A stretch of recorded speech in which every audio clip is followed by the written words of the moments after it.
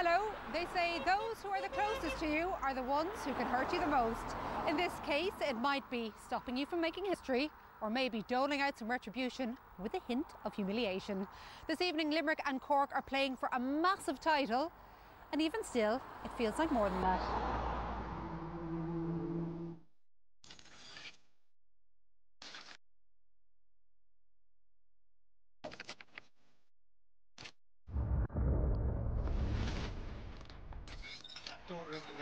Win a Munster medal, beat so much of these players, and the lads are ready to determine who's best down south. The nerves are jangling.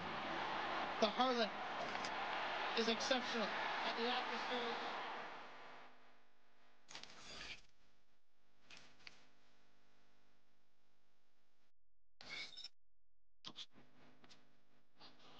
There's no question about that. But Limerick, their grip on that trophy, it really is slipping. No, we thought they were going to come back and beat us like they do with everyone.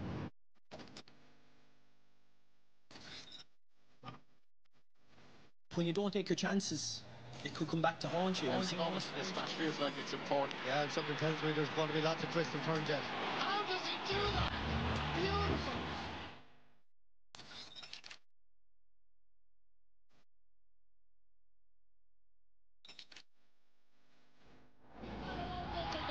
This is unbelievable. It's physical, it's hectic, it's mad, it's crazy, but it's wonderful. All mixed up. They put in a performance for the ages. They must feel 10 foot tall at the moment when you consider the context and what's at stake.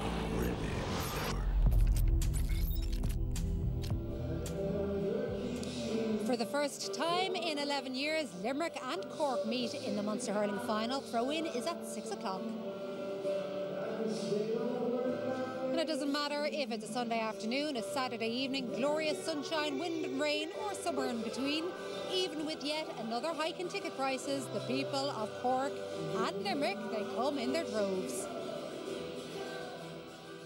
And we're doing a little bit of location hopping at the start of our Munster final coverage because we're very grateful that Henry Dónalóg and Liam and I have been allowed into the sanctuary that is the Limerick dressing room. Dónalóg, there is something special. There is a special feeling about it, even as you walk in the tunnel, the very tunnel that these Limerick players are going to get to run out onto the field with. I wonder, do you ever get used to it? Yeah, it's definitely a sacred place, Joanne. You can see all the imagery as you're walking through the tunnel there. Like, Limerick is a sporting place, like all of the places where we're from. But you have to give Limerick great credit there, and you see all the different sports, the rugby players, other counties, and so on. But it definitely is a sacred place. This is where you bring your excitement, your dreams, your vision. It's a fine dressing room, you have to say, but it's more about hooks and benches than benches. It's really about the bond that you build with all the people inside in this room, and it's a special place. Yes. We all have this tendency to compare this great Limerick team because they've won so much with your famous Kilkenny team as well. Was there anything like this in Nolan Park? Because there's so many similarities, but so many differences, aren't there? There is, yeah. No, it's a dressing room, and as Dónalóg, the most important thing about the dressing room was the bond within the players and the management. I think that is definitely here. I was struck by, I suppose, walking in the tunnel and stuff like that, the aura that's attached to this great Limerick side now. And some of us doubted it last year after the semi-final, and I was only thinking last night how quickly they've rebuilt it, because everyone is here today and they're the powerhouse again. That's what's making Dónalóg a little bit nervous. I wasn't sure, was it the dressing room that he was in, or was that very fact? Liam, say you're the opposition manager then, and funnily enough, in the Gaelic grounds, the opposition dressing room is down the far side of the stadium. It's right underneath some of the stands as well. Presumably you can hear all the noise. You're getting ready to get your team ready in this cauldron, but also with what happened right here just a few weeks ago. What's that like, and what can you do? Listen, it's great. Like for Cork and for Pat Ryan, it's great to be coming up. I mean, they'd have taken this after leaving here a few weeks ago. 16-point defeat to be back in the Munster final again. I suppose they'll be delighted to be coming back. Like, a Munster hurling final is a special day in the GAA calendar in my eyes, and I just hope that both teams come and give us everything that they have. And you've one team, Cork, coming into their first final in 7 years, and you've got the wonderful Limerick looking to achieve an incredible 7 in a row. So you've got two teams that maybe at the start of the season we might have thought there was not a lot in it, but Limerick really sent out a message the last day in terms of who's at the top of the pile. The question is, in Munster final day now, it's take two, and I'm really looking forward to the game. And I've no doubt both camps will be, and especially Pat Ryan coming up to Limerick to try and get another shot of redemption, I guess, after what happened on the last day. But it's easy to say that. What do you think it will be like in that Cork dressing room now, in the bus on the way in? What do they have to do to just say, put that aside? Yeah, like things change, and like today is a different day now. It's a Munster final. I think definitely from the last day, you're going to see a better organised Cork. I think you're going to see a better motivated Cork. Like, it still is a huge bridge to close that gap between the 16 points and so on, but I can't see that gap being as big today. I think, Joanne, I'm very interested to see what will that Cork dressing room be like, because we probably have a good idea what this dressing room will be like. And I suppose the Cork one, that hangover, the psychological thing of the 16 points is definitely there. But this is the time, really, because if you walk out of that dressing room and you don't feel that buzz, the electricity in the Cork players, just mad to get out there, that has to be there. Because if that's not there, it could be a long day from again. But I truly expect it. And as a player, like one of the things I was thinking about this dressing room when I was in here, I was thinking about like some of the greatest players that ever played the game. And I don't say that lightly, no, are going to be talking off in this dressing room. Like, there's a fantastic organisation here in Limerick, in that we saw in one of the images, I think it was Walsh Park, you had the organisation, you had the county board, you had the manager, the coach. We all know they've got really good financial backing. The whole organisation is good. But also, they've got generational players. And, like, you know, that's the most important thing. So from a Cork point of view, as a young man coming up here, wanting to be the best, you like that as well. You love the idea that we've got this challenge of playing lads who are going for 7 in a row. This is the type of story you'll tell your children. The day you marked some of the greatest players, and your dream then is to become a player as good, and if anything, try and get better than those guys. So I'd love to think that Cork will relish today. That's the sort of passion I'd imagine they need down in that other dressing room. Of course, a Limerick name, a famous Limerick name, has also won this cup as well. That last Munster final between these two counties back in 2014, Marty's have found a couple of men who featured in that. Funnily enough, the man of the match from that day is currently sitting down in the other dressing room, getting ready to come out on at the pitch and start for Cork as well. Back that day, it was the home side who won, and goals were key. Well, the Munster hurling final is always one of those great sporting occasions of the summer. To win a Munster medal means so much to these players. The tempo is high, the temperature is high. Callaghan, brilliant point. What an atmosphere, it is quite incredible. And the teams are level. We still don't really know who's going to win the Munster hurling title. Hannity showing great ability to get away from his man and crash it into the back of the Limerick net. It's gone in. Tony O'Sullivan has come in, and he may well have sealed this one. So there it is. Cork are the champions of Munster hurling after a gap of 8 years. Corking a boo, Rebels a boo, the Rebels are back! That day was a wonderful victory for Cork back in 2014. Hard to believe it's 11 years ago. And on that particular day, in the old Páirc Uí Chaoimh, number 13 for Cork was Alan Cadigan, number 13 for Limerick was Graham Mulcahy, and they join me here. Surrounded by all the Limerick supporters? Surrounded by all the people of Cork? Well, in terms of decibel levels, Cork are winning by 2 points at the moment right now. Graham Mulcahy, you were part of this team, you've won All-Irelands, you've won Munster Championships. What's it like now in that Limerick dressing room? Because history could be made here today with 7 Munster Championships. Yeah, I think it's going to be a calm dressing room going in there. I think they've been there, done that over the last number of years, so they know what to expect. But I think it's always special playing a Munster final here in your home pitch. And obviously, back in 2013, as you mentioned, we won our first Munster in a while that day, and the sea of green and the noise was unbelievable, similar to what maybe Alan would have experienced down in Cork the year after. So hoping for more of that again today. Can I ask you about the selection? Because I think we're all a little bit surprised that the full forward line that you played in so gloriously for years, Aidan O'Connor from Ballybrown is selected ahead of Shane O'Brien and Seamus as well, Seamus Flanagan. Yeah, I think Shane has had a good 12 months. I'd expect to see him later on in the game, and hopefully he can have an impact. Aidan, John would have thrown the gauntlet down to the lads over the last number of weeks in the lead up to this match, saying places for up for grabs, you do it in training, you'll get your place in the team, and he stayed good to that word. I think Aidan obviously has been flying it in training, so excited to see what he can do out there today. Yeah, well, we'll see what happens. He was number 13 in 2014. Number 13 for Cork was Alan Cadigan. Alan, 16 points, only tomorrow 3 weeks. Can Cork recover? Yeah, I think so. I think Pat and his management team and players would have learned a lot from that defeat.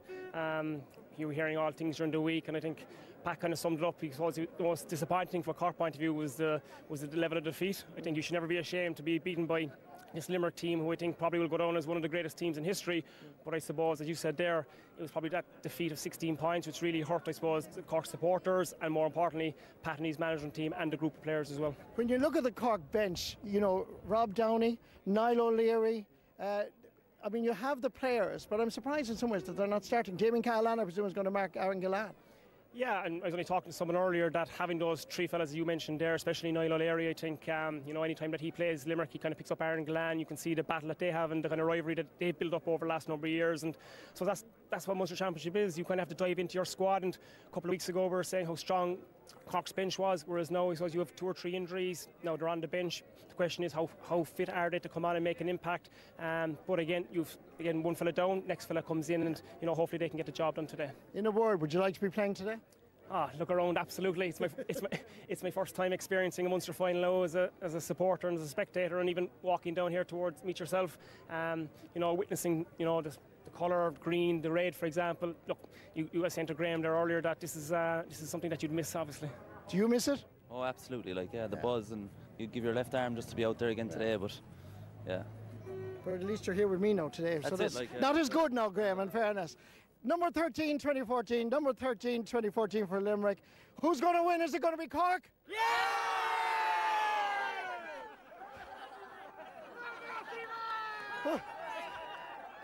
Is it going to be Limerick? There is a wonderful atmosphere. We're looking forward to the Munster final. We'll be right back after the break.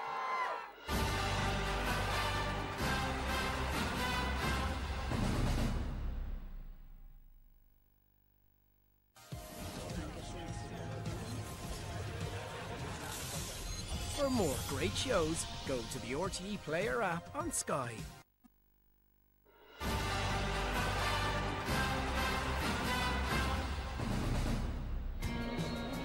There's that tunnel we were talking about, covered in all those famous pictures, some of them, some of other legends from Limerick. Limerick going for a magnificent 7 in a row.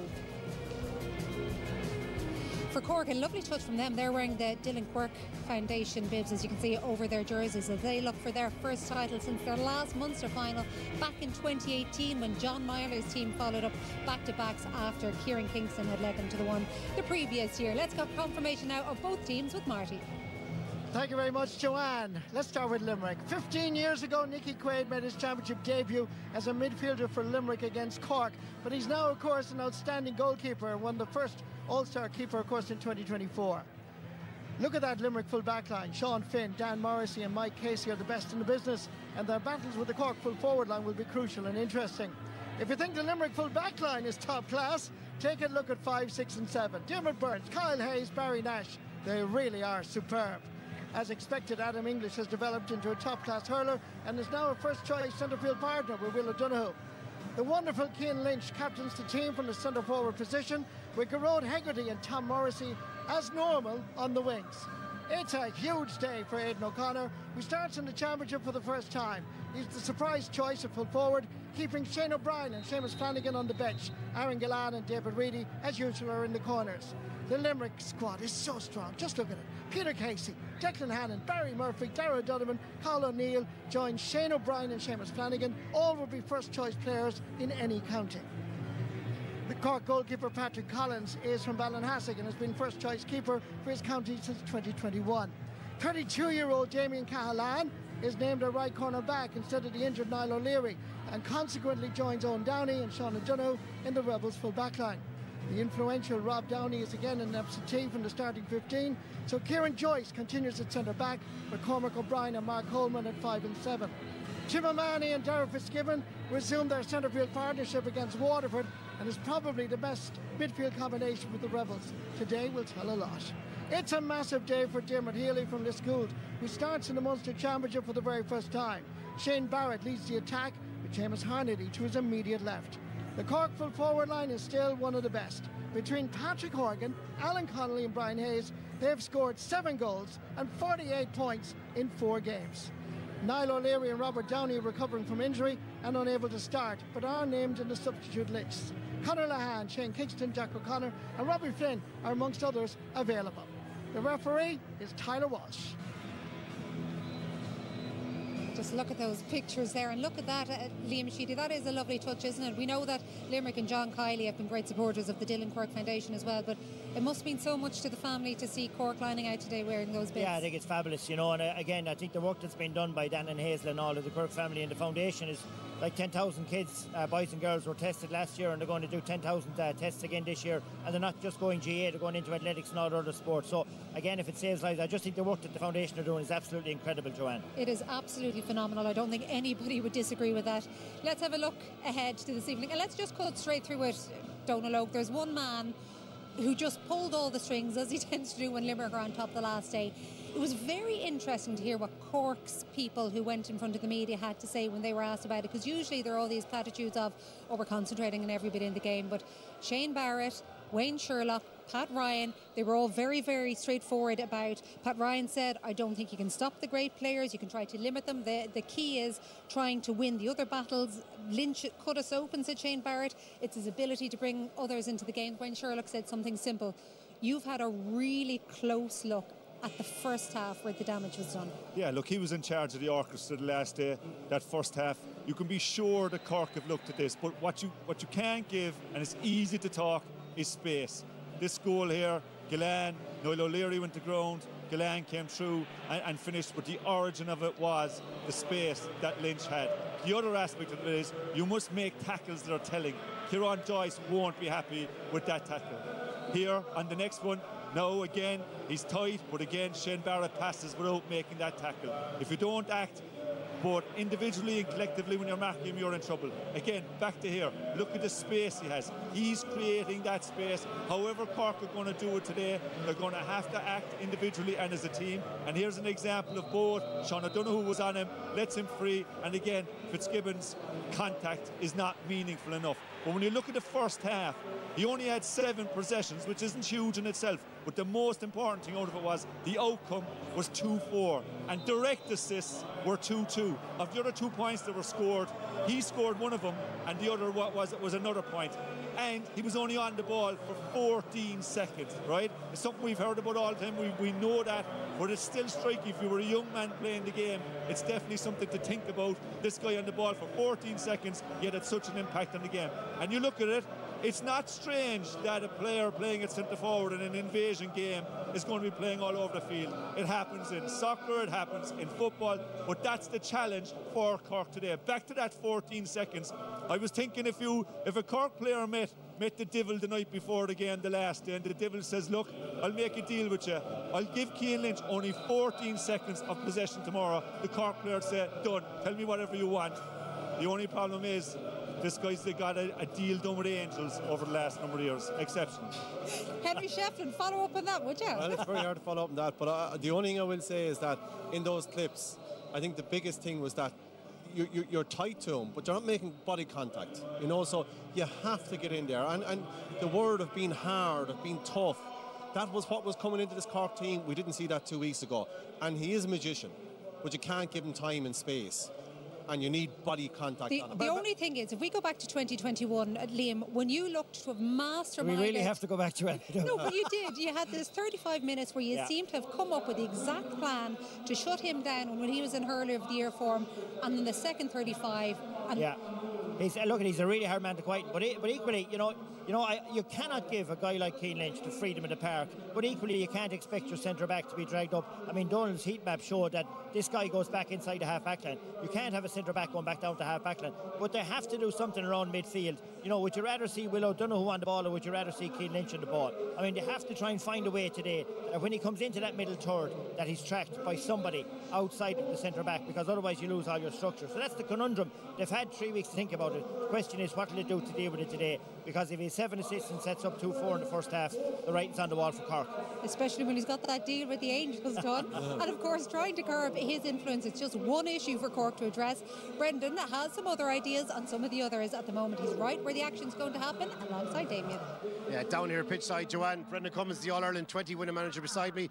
And 44,000 people here, including a very important person, Dr. Con Murphy, 86 years of age today. What a legend he's been to Cork GEA, and what a legend he's been to the GEA in general. Happy birthday to you, Con. Brendan, Joanne mentioned Cian Lynch and all the fuss and all the attention he'll have to get. It's just one of many conundrums for Cork today. Can they solve them all on the hoof this evening? Well, I suppose we're standing exactly, Jamie, where Cian Lynch lives, right here in the middle of the field between the two 65s. The key for Cork today is their two wing forwards. Whoever's doing the role, if it's Dudsey or whoever's out in the wing, Harnedy, they need to come back close to their own goals. That will allow the midfielders then to sit maybe around closer to Cian Lynch. It can't be as open as it was the last day, because Cian Lynch just literally did what he liked here. Can you talk to me about the space in this field? So there's a serious breeze blowing down towards Thomond Park end, right? In terms of the Cork half forwards, Brendan, they'll surely have to track back today to keep it tight at the back. But where does that space leave Limerick then? Well, I think what will happen is if Cork are playing against the wind, and that'll be interesting, the first thing around the toss. Well, if they do play against the wind, their full forward line are going to have to come out the field, which will allow the half forward line to drop back. And they'll certainly here, we're standing in the middle of the field, they'll need to be near their own 45 nearly than 65, because when the ball comes deep, they can't leave channels for the Limerick half forwards to run into. The bunch and breaks, all those different stuff that they'll be training with during the week with Connacht, they'll have to cut down that space there, and the half forward line are absolutely key to that. And then you've got the inside forward line with Aaron Gillane making those diagonal runs out to the corner. Nobody else can score like him from that direction. So is that just another a layer of complexities for the Cork management to solve? Well, they'll probably have to do a little bit what Limerick did the last day, and that just condense that part of the field. I mean, if we're looking down on the pitch here and Cork are playing against the wind and Aaron Gillane is standing inside there with O'Connor and there's no one in 60 yards of him, that's danger. So they have to come up with a strategy, especially against the wind, that Kieran Joyce can sit. Even if that means they're playing with 7 backs, Damien, that's where it's going to have to go. Brendan, will Cork go a little bit more direct? The running game didn't pay much dividends against Limerick last time around. They have the legs, they have the speed, but could they actually go a bit more direct this evening? Yeah, I think with the wind, I think there's no doubt that Limerick, in fairness, the last day when they were playing against the wind, they pushed up and wouldn't let Cork. I think Cork will have to run the ball to a certain extent, even playing with the wind, to try to get a platform to get it over Man Mount and Kyle Hayes, which is going to be standing down there waiting for the long ball to come in. But the delivery has to be inside the Limerick 21 if possible, because that avoids Kyle Hayes, and that's key. OK, referee and the match officials out. Hand back to you now, Joanne. Yeah, so many things I think are key for both teams today. Let's go back to the Cork shape, because this obviously is vital. Brendan has a few suggestions, not ruling out 7 defenders even. What do you think? Yeah, I don't know about 7 defenders now, Joanne. I might ask, don't know that one, but in a second. But to be honest, what he is pointing out is that if you look, this is the first minute of the match, and instead you can see a lot of bodies up at the Cork attacking half. Cian Lynch and Stone Logue has just outlined too much space. All right, it's the first minute. It wasn't a wonderful ball, but a goal comes from this. This is the 8th minute. Again, the number of bodies, and at this stage, Limerick are playing with a strong breeze, what Brendan was just remarking on. Loads of bodies up and loads of space in front of Gillane, as he was talking about. And Nicky Quaid can just plant his feet because he can drive the ball now 100 yards with the break. And this is danger again. It's 4-on-4 here, and there's goal chances. Really like this one. Cork from defence, moving the ball forward. What you'll see here is all the Cork, and this is the brilliance about Cork we've been talking about, they're all pushing forward. They want to attack.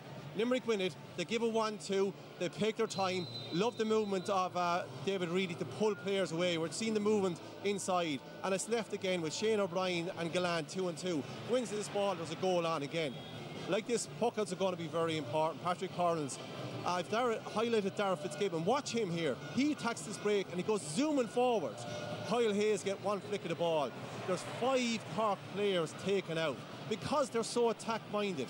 And this again is when they're playing against the breeze, and it just leaves Adam English coming through the middle. So the breeze is a factor again today. I'll be interested to see the coin toss the last day. Cork won it and went against it. I'll be watching out to see, and I think Pat Or do you think they'll do the opposite this time? I would think so. I would think so. I would think so, because I think structurally what Brendan is talking about, what we're all talking about, is that they need to get a bit more shape. They need to change the game to play it on their terms. They want the space in front of the full forward line. Limerick took all that from the last day. And Liam talked about the game of the tactical analysis that's going on the sideline. It'll be very interesting to see who wins that. Well, you talked about that they've had 3 weeks. We saw that Limerick had a lot more than that to think about how they were dismantled in last year's All-Ireland semi-final. So this battle between what the management teams are going to come up with, it's just brilliant. Yeah, I think it is, because, you know, every team wants to dominate. And I thought Cork gave a tactical masterclass in Croke Park last July. Here's Shane Barrett, you know, they wanted to take on the man, they wanted to run at that Limerick defence, and they were keen to get in, and there was a brilliant goal by Brian Hayes in that first half early on. You know, and I thought, again, defensively, you know, we don't have Rob Downey today, but whoever is playing at 6, it's about, look at it, there's a mini game going on here, Joanne, a game within the game, and Cork were so composed and worked the ball out of trouble. Limerick normally smother you in those situations. Ball's up to Darragh Fitzgibbon. Now he's got all the space in the world. He can flash it in front of Brian Hayes. He got man of the match, 1-4 from play on the day. So Cork, I thought, tactically gave a lot for these two men to think about. Go back 3 weeks when we were in here. Here we had a similar situation. Watch Shane Barrett getting the ball here. It's nearly a 3-on-3 situation again. Damien Burns, there's no jumping in this time. I'm not going to commit. You know, he holds and holds and holds. Keeps Shane Barrett outside him. He's got to go back out. Here's Mike Casey closing down Patrick Horgan. Block in. You know, so there was a different intensity about Limerick, and I thought it worked really, really well for them. You could see the way they were up for it in the battle. And watch here again, Sean O'Donoghue has found all on his own. 3v2, David Reedy's gone out the field. Limerick straight away want to go back in on the edge of the square. Notice where Aaron Gillane is when the ball is going back in. Dermot Burns up, out to Barry Nash. Big difference on the wing, massive player. Eyes up, ball out to David Reedy. Here's Sean O'Donoghue now after coming from the inside.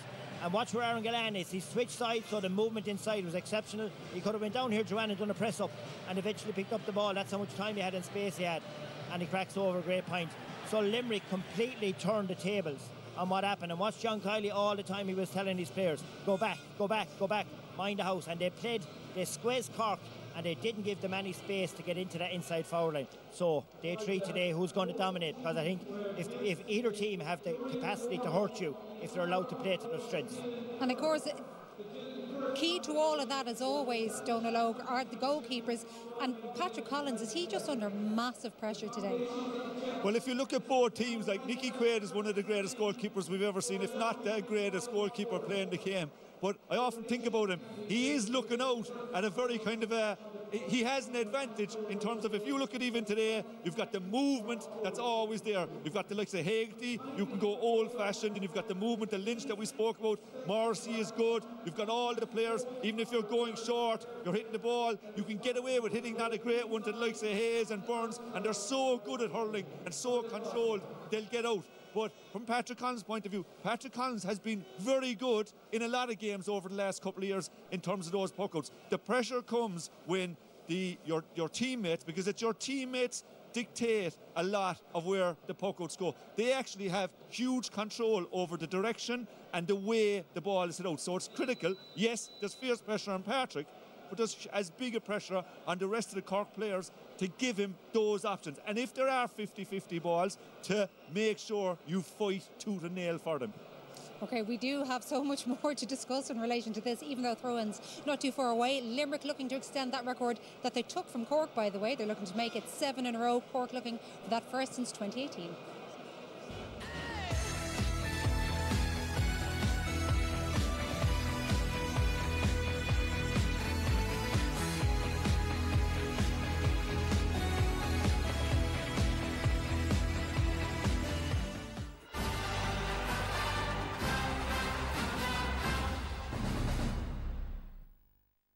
Eyes on this lizard, Decky!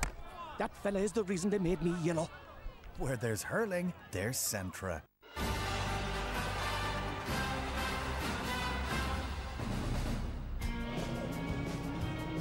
Two more huge games taking place in Croke Park tomorrow from 1:30 on RT2. A first ever Joe McDonagh final for Kildare taking on Laois.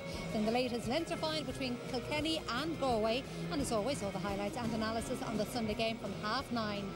Now, you heard both Henry and Liam just a short time ago saying that if Cork were to win the toss again, this time, Rob Downey, he's just making sure that they would go with the win this time and not against it. Yeah, just a double check there from Rob. Sure enough, with the wind. So Cork playing with the wind this time. They've chosen to do it as well. And as you can see there, it is very much so a significant breeze Now, I do wonder, Henry, does that change? Because you have some theories about what way they may play Brian Hayes. I wonder, does playing with or without the wind change that? I just got a bit of a fright there. I saw Dermot O'Sullivan in the stand, to be honest. Sorry, Joanne. I two things, to be honest with you, yeah, because obviously we were talking earlier on what can they do differently, because Pat Riney's management team want to change and to adapt differently to the game Limerick are going to try and play. So Dan Morrissey is a massive presence for Limerick in and around that full back line. Can they get him out of there? So I was wondering, would Brian Hayes drift out the field a bit? I still think, do they have to be as rigid with the three up top? Could they play Brian Hayes at the top of the D and let him roam a little bit and create a little bit more space inside and get Dan Morrissey away from that square? Cork are going to need goals to win this match, and the best chance having Dan Morrissey. I definitely think on the first half they'll definitely want to play three up. I think for Hoggy, I think there's a really good relationship between the three. I think Alan Connolly hasn't fired, he needs to fire today. But I think definitely with that breeze, they'll probably try and play the three guys up. Yeah. But as you said, if they get to half-time, I think it's important that they play with the wind. I mean, you don't want to be 10 or 12 points down here after 15 minutes. So they need to get in the game and try and stay in the game, because Limerick just punched them early on the last time around. So all set up for a lovely, lovely game. What about Darragh Fitzgibbon? What sort of a role do you see him playing today, Donald? Well, it's interesting now that he's in the middle of the field. It just didn't work out in that centre-forward position for him. Sorry, a few weeks ago everybody was talking about how he was so suited to 11. I know, but the game changes so much. The situation, you have to react to what's going on. We know that. We spoke about a lot about Lynch. Hayes is as big a deal on the other side for Cork in terms of how can Cork get around him. You'd like to think that Barrett will use his pace like he did last year. Easier said than done again. We know it. Liam showed the examples how Limerick learnt from last year. But I definitely think that there'll be more hope from Fitzgibbon and that he'll be better off around that middle of the field. And you could see him getting a better opportunity to break that half line, because he'll be coming from deeper. I'm interested in the pre-match notes here in the programme. John Kiley talks about change. We knew this year was going to be change, and I'm just very interested to see. We talk a lot about Cork, but Limerick have a new centre-back this year, a new midfielder, and Aidan O'Connor starting the full forward line. They have 3 different changes, and I think the whole psychology of going for the 5 in a row last year, the pressure that put on that team, you could see it in their performances. They're fresh and they're hungry. Earlier this year we were wondering, they're really back, and I think the Kyle Hayes centre-back has been such an addition to this. And Adam English has scored 2-8 from play from midfield, one of their top scorers from play this year in the championship. Have been 2 brilliant players for them. It's so funny hearing you talk about the change, and you look at their 2020 All-Ireland final starting team. 11 of them are starting again today, but not necessarily in the same positions. No, and I think that's the thing. But I mean, you know, Tom Morrissey as well, like, he's got 11 points in play, 16 points in total, like, and Gerard Hegarty catching ball out of the sky here the last day, same with Dermot Burns. I mean, and when you look at the strength of their bench, Joanne, I mean, like, they have 5 or 6 guys that make any team. So look, it's all set up. I think Cork have to come today. They didn't come here three weeks time. They limped out of here. They didn't really bring a performance. Whatever about the result, Cork have to bring a performance, I feel, to the Gaelic ground today. We do have to go to commentary. Just before we do, is any one of you tipping Cork to win this? No. That silence tells you all you need to know. Now, Mus me live to talk up the fall. Oscaige, let Pat Fleury, August Gar McDonough, Aaron RT player, August Aaron RT News Channel. Our commentary team, though, here is Brendan, who's alongside Marty. Thank you very much, Joanne. It should feel different, but it doesn't. It's a Saturday night fever evening rather than a cool Sunday afternoon for Munster final at the TUS Gaelic grounds in Limerick City. And here we are with a capacity crowd of 44,000. 42,477 were here just 3 weeks ago. Sold out signs went up early, despite the fact that Limerick hammered Cork here at this very place 3 weeks ago by a whopping 16 points. As the interest waned, have the people of Cork lost confidence? Absolutely not. Are they worried? 100% yes, but they are here, loyal to the core. Limerick under John Kiley are playing their 15th final this evening in his 9th year in charge. The stats are frightening. In the previous 14 finals between League, Championship and All-Ireland finals, that's Munster Championship, John Kiley has won all 14 previous finals. John Kiley, as Limerick manager, has never lost a final. It's an incredible statistic. The Shannon Satyrs are going for their 7th Munster title in a row. Could never imagine this when it all began back in 1889. 136 years ago, when the very first Munster final was between Clare and Kerry. But it never got going as Kerry gave Clare a walkover. They couldn't field a team. Look at what you see today. Look at the crowds. Feel the tension coming through your TV. This is more than a hurling match. It's about history, tradition, pride. Think of days gone by. Think of the stories and the exquisite skills of Christy Ring, Mick Mackey, Jimmy Smith and John Doyle, Tom Cheasty and Babs Keating, John Milan, remember, I love my county, and Nick English. Think Jimmy, Barry, Murphy. Think John Fenton, Eamon Grimes, or indeed Richie Bennett. All heroes who would die for a Munster Championship medal. Today, of course, it's Cork against Limerick. What you're watching is history.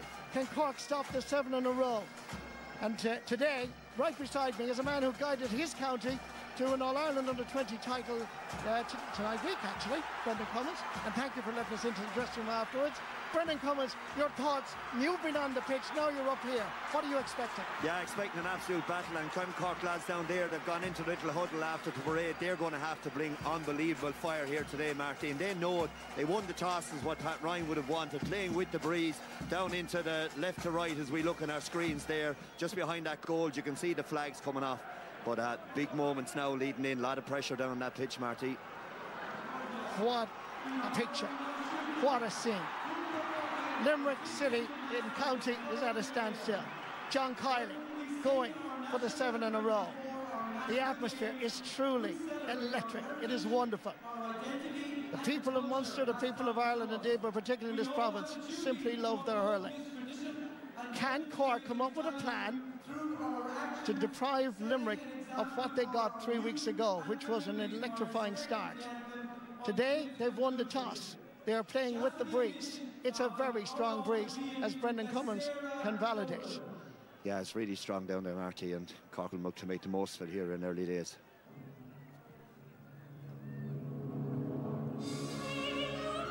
Sandra Dolan is singing our national anthem.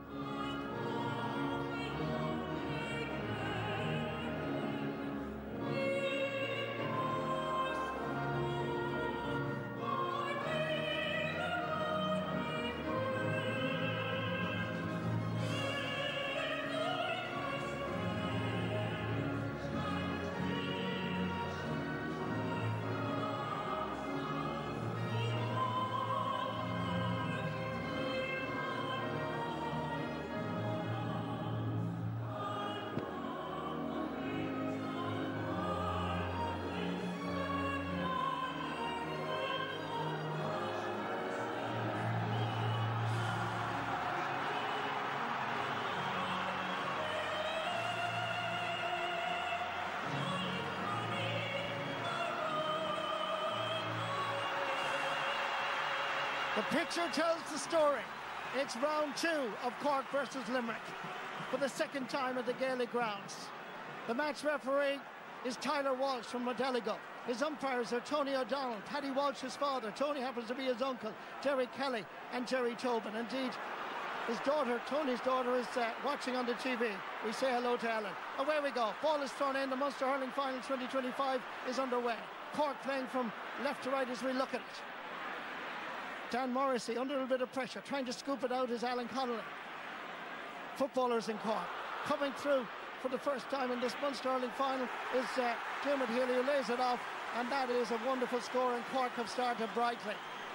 Yeah, exactly the start they wanted, Marty. The ball got in quickly in front of Connolly there. He's out in front. Didn't leave Morrissey come out with it. Created the opportunity of the turnover. Cork putting in the hard work. Getting it up again is Dermot Healy from Liscool. A big day for him. Cian Lynch getting a touch to it. 3 against 3. Make it 4 against 4 in front of us here.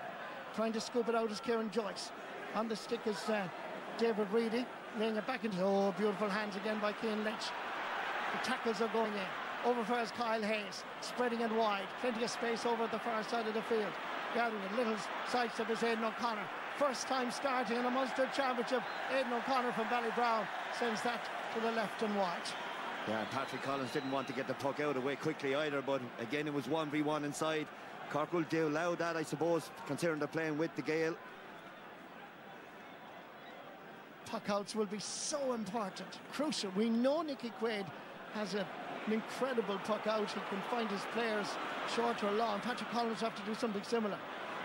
Kyle Hayes trying to gather it and getting a quick ball over for his Mike Casey. Back for his Kyle Hayes again. Cork putting in the hard work, I have to say, in the early stages. Coming across is Mark Coleman. Mark Coleman getting by the challenge of Tom Morrissey. Coleman having a shot. Will it curl in the breeze? The umpire is going to say it's left and wide. Yeah, breeze allows Cork to play their natural game, Marty. They're all pushed up all over the pitch, man for man. Limerick can find it hard to get out, even though it's just the early passages of play. 3 times an All-Star, Nicky Quaid with the puck out, lovely, almost got away with it. Beautiful skill by Gearóid Hegarty, picked up by Dermot Healy. Dermot Healy kicking the ball forward, as you saw, trying to gather it outside. There is Brian Hayes, but again Kyle Hayes, no relation, opposite county, coming through as Barry Nash, laying it back for Dan Morrissey. Coolness personified, using the short ball to set up the Limerick attack. Will O'Donoghue, he has the support if he needs him, and he does, by Casey. Into the centre, looking around again to look for the ball. And remember, Limerick playing against the breeze in this opening half. Coming out to gather it is Aaron Gillane, looking for this Tom Morrissey. Tom Morrissey sending this, and Aaron Gillane explaining to Tom, you really should have passed the ball. Second wide of the match. Yeah, Cork tried to get the puck out away quickly. There's Marty, but Tyler called him back because Owen Downey was the one who didn't get outside. He's 21. Patrick Collins using the wind to full effect, dropping around the D, trying to gather it. Alan Connolly, Patrick Horgan, again is Kyle Hayes, laying it off for as Will O'Donoghue. Coming in to challenge him is Shane Barrett. Over for as Diarmaid Byrnes. Looking around, he has the time now to compose himself, and again goes Patrick's well to Patrick's well. Darren Gillane skipping away from the challenge. Gillane heading towards goal. On the ground, no foul whatsoever. Cork defending there, giving him no space. Listen to the roar from the Rebels. Getting the ball into the middle. It's left half forward, Seamus Harnedy. And Seamus Harnedy sends it between the posts and over the bar. Great score for Cork. Yeah, it was this turnover from Gillane was the one. Look at all the red jerseys swarming around him. Limerick aren't pushing bodies up the field because of the breeze, but they left Harnedy. He was cute enough to stand in that little pocket there. No better man to get the shot away like that. Limerick with the possession, nowhere to go.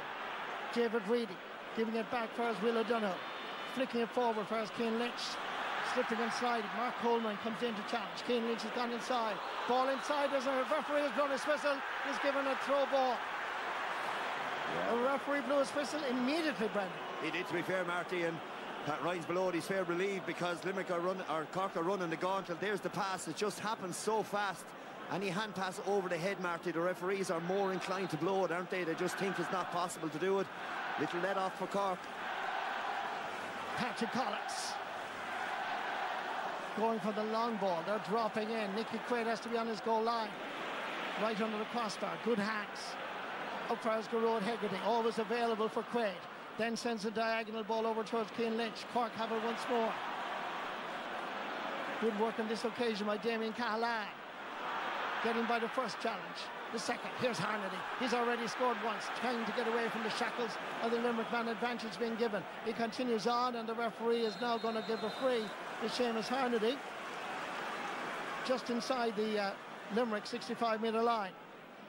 He is in the Cork half back line. They're using the ball really well through that middle towards Fitzgibbon there now. He's a little bit further back the pitch, away from Donoghue and away from Hayes, so he's becoming that little bit more involved in the game. Kylie down there will understand that against the breeze, Marty. It's just limitation at times, and hope they can snipe a goal up the other end. We didn't get a chance to say it, Brendan, but Cork learned their lesson. It's a very similar day to there was in the 18th of May, but this time, having won the toss, they went with the breeze. Yeah, they have, and allowed them to play more freely, I suppose, but every time Limerick get the ball up the pitch, it's still 1v1 inside, and there's a goal chance, but they'll have to live with it. Here's Patrick Horgan coming into this Munster hurling final, having scored 3 goals and 35 points, 128 from frees. It's a good start by Cork, I have to say. Puck out, comes down towards Cian Lynch, trying to scoop it up under severe pressure. Slipper in hand. Great pressure by Kieran Joyce. He's lost the boot. He has the slipper. That's all that matters. Away goes Tom Morrissey. Space available inside if he needs him. He has 2 options. Tom turns, takes the turn on the Ennis Road and sends it over the bar.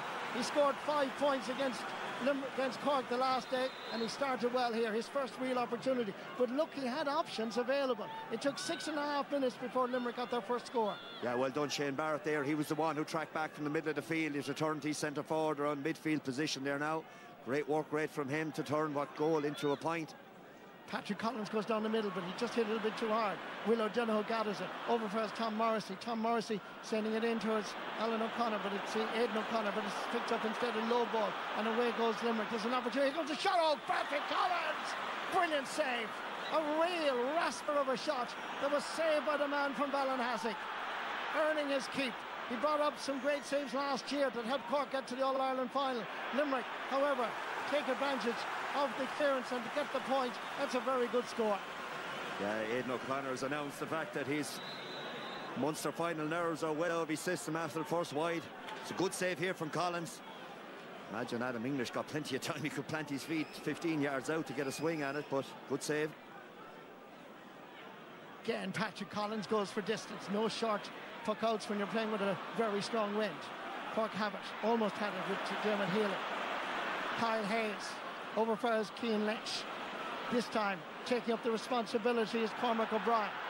Getting no space to do the magic so far. Picked up by Alan Collins.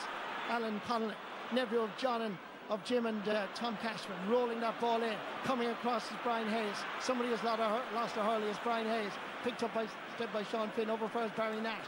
Barry Nash looking again. Aaron Galland makes the diagonal run, but making it far better ball altogether was Tom Morrissey. Inside the Cork 45. Backtracking, doing well is Darragh Fitzgibbon. Tom Morrissey gets his second point of the game. He's causing problems on May 18th. He's causing problems in June as well. He isn't. Darragh Fitzgibbon fell asleep there. Morrissey ran across him. He let him go there. In fairness to him, he got back goal side to stop a goal opportunity. It was a bit late. You need to be on your toes, especially with Morrissey. He just goes in around the back. The sides are level for the first time. 8 minutes, almost 9 gone in the first half. The long ball, Kyle Hayes. Sweeping from centre half back to wing back to cornerback, and away he goes. Survives the challenge. Over first Gearóid Hegarty. Good work by Mark Coleman, one-handed. Gets it up for his Dermot Healy. Healy goes for the score from out the field, and Healy sends it over the bar for his first point in the Munster final. Yeah, Dermot's done really, really well to start this game. He's gotten a few possessions there off the left. It's just a great score from the young man. Good turnover again, it has to be said. They got on Kyle Hayes there. I saw him for the first time in a league game against Kilkenny. It was his debut, and he scored a goal in 5 points.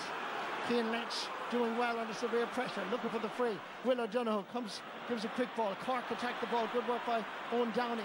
Gets the ball away. Tim O'Mahony back helping out his defence. Wearing number 8, used to play number 5 or 6, and it's Cork that come away with it. Playing at 6 this afternoon, and this evening is Kieran Joyce and Castlemartyr. This time the diagonal ball didn't work. Here comes Mike Casey. He scored a point the last day, you might remember. It was a wonderful team effort. Out for Barry Nash, sending it low. Over towards Tom Morrissey again. Difficult angle in front of the Mick Mackey stand, and that is going to go left and wide. No argument from Tom Morrissey either, which is close. Cork are away quickly, but Limerick are swarming the middle third. Here comes Dermot Burns. Straight down the middle. Cork having to try and keep this 7 in a row, seeking Limerick side under wraps in this first half and take advantage of a strong wind. Here comes Seamus Harnedy. Harnedy, difficult angle, wrong side of the post. Second wide of the match for Cork. Puck out by Nicky Quaid, not hanging about. Tim O'Mahony gets a hand to it. And then knocking him back is Dermot Healy. Back first, Tim O'Mahony. Liz Goulder, doing well. Liz Goulder, Newtown Shandrow. Looked like the ball was going astray. Dropping the ball in towards Brian Hayes and company. Alan Connolly chases after it. Sean Finn is there. 4 times in a row, an all-star corner back. Getting away. Being pulled back. But the referee says play on. Dermot Burns comes looking for it. He puts up the right paw. Burns looks around and sends it again towards Patrick Swell, and Patrick Swell, Cian Lynch. And somehow, Cian Lynch got that ball. It looked like Kieran Joyce had it. Tom Morrissey. Now comes the ball in towards Aaron Galland, but Cork have anticipated rather well. They were expecting that diagonal ball. They've been using the diagonal ball for about 7, 8, 9 years, and it's always worked well. Racing for possession. Good work on this occasion by Mike Casey, trying to get a ball. Good pressure.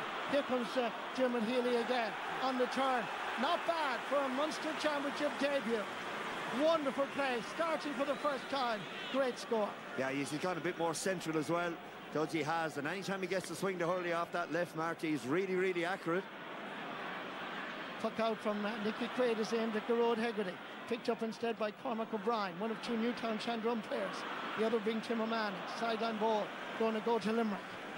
Well, it's a breathtaking start. We've had 8 scores. We've had, let me tell you, 3 wides for Limerick and just 2 wides for Cork. And Pat Ryan must be reasonably pleased. This is a better first half than what they had 3 weeks ago. Yeah, but they used to be 5 or 6 or 7 up here at half-time. The way the breeze is, and still 1-on-1 in here. Here comes Aidan O'Connor. Dad Joe O'Connor, of course, was a great hurler. His cousin Ollie was another great hurler for Limerick. It's in the blood. Here comes David Reedy. And an opportunity for Limerick. Good score. Fine response by the Shannon Siders, and full marks to David Reedy. Scored a point 3 weeks ago. It was his first in the championship. This is his second overall. Just 1 point between them. 12.5 minutes played. This time Patrick Collins decides to go short. The long ball is aimed at Shane Barrett, batted away. Seamus Harnedy should have the situation under control. Gets by Will O'Donoghue, opens up the play with a ball to Patrick Horgan. Aaron Gallan style diagonal. Here comes Hoggy. Hoggy under pressure is sending it right and wide. Third wide of the match. Some defending Marty there from Casey, the way he got into Hurley there. He's very cool. Mike Casey to Barry Nash. Under a bit of pressure. Has to try and get it away for us. Kyle Hayes. Barry Nash goes for the return. Message delivered. Then comes that traditional diagonal ball over towards Aaron Gallan and company. Picked up. Nice time. Lovely. Oh, lovely. Stick work, Aidan O'Connor. But the ball is won back by Cork. Owen Downey. Glen Rovers man. Giving it to the Ballinhassig keeper. Patrick Collins. The Garda. Based in Cork City. Goes long. Very, very long. But it's into the space that there's nobody there. Coming across is Dan Morrissey. Short ball out. Works fine. Ends up with Dermot Burns. Looking around to see who's available. Back to Dan Morrissey. Good pressure by Brian Hayes, trying to just keep him a little bit tight. And Dermot Burns brings his keeper. Nicky Quaid. And Nicky decides to go long. Aiming for Cian Lynch. It is like glue. It really is just fabulous. Tyler Walsh gets out of the way. First touch by David Reedy isn't a good one, but David Reedy recovers. Shane Barrett from Blarney gets it back. Where's the right corner back? Damien Callahan. Callahan on his own 65-metre line is sweeping this in and sweeping it over the bar. Damien Callahan leading by example, coming in for Niall O'Leary. He started, his main job was to defend well. Now he's put his name on the score sheet. He has, Marty. If you look for inspirational scores, he's your man there. That's the one. That's a fair rallying cry for Cork now if they can get tagged 1 or 2 more onto it. Breaking ball picked up on this occasion by Will O'Donoghue.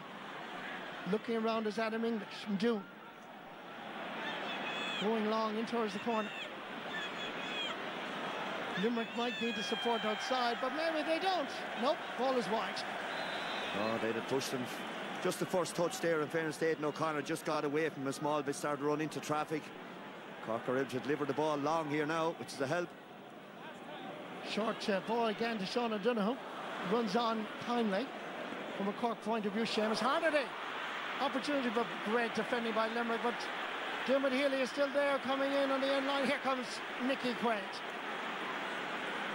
The intention and the idea was right, just didn't come off. Again, the ball is sent down towards Gearóid Hegarty. Up goes Cian Lynch. It is like a magnet, either his left hand, right hand, or his hurling. Ball is dropping in. The goalkeeper comes off his goal line. Good hands by Patrick Collins. Over for Shane Barrett. Waits for the ball to hop. Challenged by Adam English. He scored a goal the last day here. It's Shane Barrett under severe pressure. The umpires look happy enough. That is a brilliant score. Comes into this Munster final having scored 6 points in the previous 3 games that he played in because he missed one due to suspension. He's the captain today, leading again like Damien Callahan. Nicky Quaid aims for Gearóid Hegarty or Cian English. Breaking ball. Trying to get it away is Cian Lynch. Picked up on this occasion by Damien Callahan. Under a bit of pressure. That was actually Cormac O'Brien. But under pressure this time is Barry Nash. Surviving the hits and the challenges, and the referee gives the free. Use the right language there, Marty. Hits and challenges all the time around the pitch. Now you can see Cork are more physical. Yeah, sometimes you get a cut. Cormac O'Brien was caught there with the hand too high, but at least Fitzgibbon was in there. They're chipping away at it. But the exhibition that Cian Lynch has given out there of catching the ball, Artie, he caught a ball there about 10 minutes ago, just around the middle third of the pitch. I don't know where it was gone, but just a genius of the man out there against the breeze. He really anchors the play well for Limerick. Quaid is looking for him on the puck out, hit it down on top of him, he'll just catch it. He's not 6'6" like Kyle Hayes, but he's just a wizard down there. Diarmaid Byrnes, Hurler of the Year in 2022. Inside the Cork 65-metre line, having scored 9 points in the Munster Championship so far, he's now got into double figures. Good score. First today, 10th overall. Cork still lead by 2.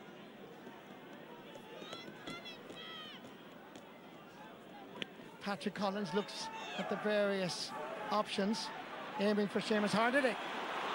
And away he goes, heading towards the 20-metre line. He flicks it, uses the short grip. He wasn't going to be stopped, and Harnedy gets his second point of the game at 31 years of age. A man who scored a goal and 2 in 2018 against Limerick, 3 times an All-Star. He has All-Star form again this afternoon and evening. Mickey Quaid nearly always looks for Gearóid Hegarty, going down the middle channel. Kieran Joyce did well to just get the hand to the slipper. Dara Fitzgibbon, 3-man full forward line. Up goes Brian Hayes, knocking it down towards Patrick Horgan, or trying to. Cork have it. Alan Connolly backfires Patrick Horgan. Rushed his shot this time, sends it wide. Yeah, that's 2 now. Do you expect Hoggy? I know Limerick are defending deep there, but he needs to pot them ones. Kyle Hayes always looks for Aaron Gillard. On the run inside is Adam English. Tom Morrissey has it. Here comes Adam English. He scored 3 weeks ago. He's going for it again. No foul, says the referee. Was he held back? We'd have to look at it again. Away comes Mark Coleman. Damien Cahalane down for Shane Barrett. Barrett looking on his own 65-metre line, going for a score. And again, it's difficult conditions, I have to say. It's a very strong wind, but Cork need to take advantage of the wind. They do, Marty. If you want a Munster medal next December, they need to go over the bar. There's no doubt about that, and I didn't think it was a free on Adam English. David Reedy, Cian Lynch dropping this one in. Owen Downey going up, trying to get there ahead of Aidan O'Connor. Still Aidan O'Connor! Yep. Simplicity in motion. Ballybrown will celebrate tonight for his first Munster Championship start. He got inside the cover, got inside Patrick Collins on the near post. O'Connor causing problems. He did so well. He had to use the short grip. He did, and Patrick Collins be really disappointed. He needs to stand big and strong there. He was looking to dive before the ball was even struck. And as for Owen Downey as well, there's no way an inside forward like that should get down the line, knock him out over the line. But anyway, Cork just have to recover now. It's a fair blow. The sides are level again. Can Cork respond? Here comes Shane Barrett. Throw ball. Referee saw it. Yes. There's big momentum shifts there now again when Barrett got the ball. We're just seeing a sec now in the close-up. Tyler was right beside it. Just give him that. That throw. We'll see it here again now when he comes in along the line. He's just... This was the opportunity here. The opportunity again. That was the penalty which they thought, and it just grabbed the ball out of Adam English's hand there. It was good tracking back, and Adam just lost it as he was thinking about shooting or passing. So correct call by the referee. Yes. Here comes Cian Lynch. Gone out over the sideline. Sideline ball.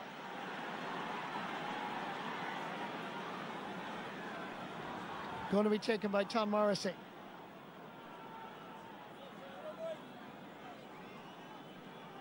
Going short, over towards David Reedy. Created a little bit of space by turning over towards the Mick Mackley stand and gently hitting that between the posts and over the bar. Good score. Yeah, we've had a lot of talk during the week, Marty, about what Cork are going to do, the fire they're going to bring. This is it. There's that in them now. The next 14 minutes or so, Limerick have stolen a bit of momentum. Someone needs to win this puck out there in red. Quick ball from us, Damien Cahalane. Again, it's Kyle Hayes in control. We're so used to playing him in so many positions. He's comfortable at centre back. Cork trying to avoid him, but they can't. Back out for is Dara Fitzgibbon. Wide ball. Umpire signals. Nicky Quaid doesn't hang about, does he? Referee even feels that was a little bit too fast, and he wants the ball to be taken again. It was, in fairness, the referee's been consistent. If your players are inside the 21, you can't get the puck out away quickly. Dropping ball. Will O'Donoghue got his hurley to it. Sideline ball for Cork. I've no doubt that Patrick Collins will be disappointed, having made the great save earlier. This goal seemed to be so soft, really. Yeah, it is. You just try to protect your near post. It can be a difficult one as well, Marty, if he pinged it hard as he could in, but the level of player you're talking about at inter-county level now, they'll just pass it past you. They don't allow chance anymore by being reckless with the swing. Mark Coleman to Seamus Harnedy. Tim O'Mahony. Little shimmy from left to right. And he flies between the posts and over the bar. A good settler by Tim O'Mahony. Showed a good jink to get inside there. So Cork will need now that bit of steady up to split the post. Sorry, Brendan, third time level. Ball is pucked out again towards the road. Hegarty lays it off quickly to Will O'Donoghue. Looking around for a little bit of support. It's there. Great block down. Cork back there working hard. Adam English's effort stopped by Mark Coleman. Coleman is playing well at left half back. Big criticism is that he's a very loose marker, but he's doing well. Here comes Brian Hayes. Hayes going for it. Stop by Nicky Quaid. Opportunity is still there. The slipper is alive and well. Nicky Quaid comes bursting out. Remember, he made his debut as a midfielder, and out he comes. But the referee has blown the whistle. Opportunity knocks for Cork, but Nicky Quaid was equal to it. He was. And how many times, Marty, have we seen Hayes spin around the full back like that? Nicky Quaid did well. Little bit of luck there, come off the outside, the scrambling defence here, but Hayes need to put that more into the corner. Quaid just followed the way Hayes' eyes were looking. You can see him, he looked into that left-hand corner as he was looking in. A good save, good defence from Limerick. Nicky Quaid going to take the free. We recall a great save that Nicky Quaid made back in 2018 from Seamus Harnedy in the All-Ireland semi-final. Making a good one here. Maybe not as spectacular, but solid and crucial. Kyle Hayes. Here comes the long ball. He looks up. I have to say that Aidan O'Connor's runs from the edge of the square out to the wings is causing Cork a few problems. This time the pass goes astray. Picked up by Inish Carras, Sean O'Donoghue. Patrick Collins. Going very long. Dropping it in. Brian Hayes is in there. Can he gather it? He almost had it.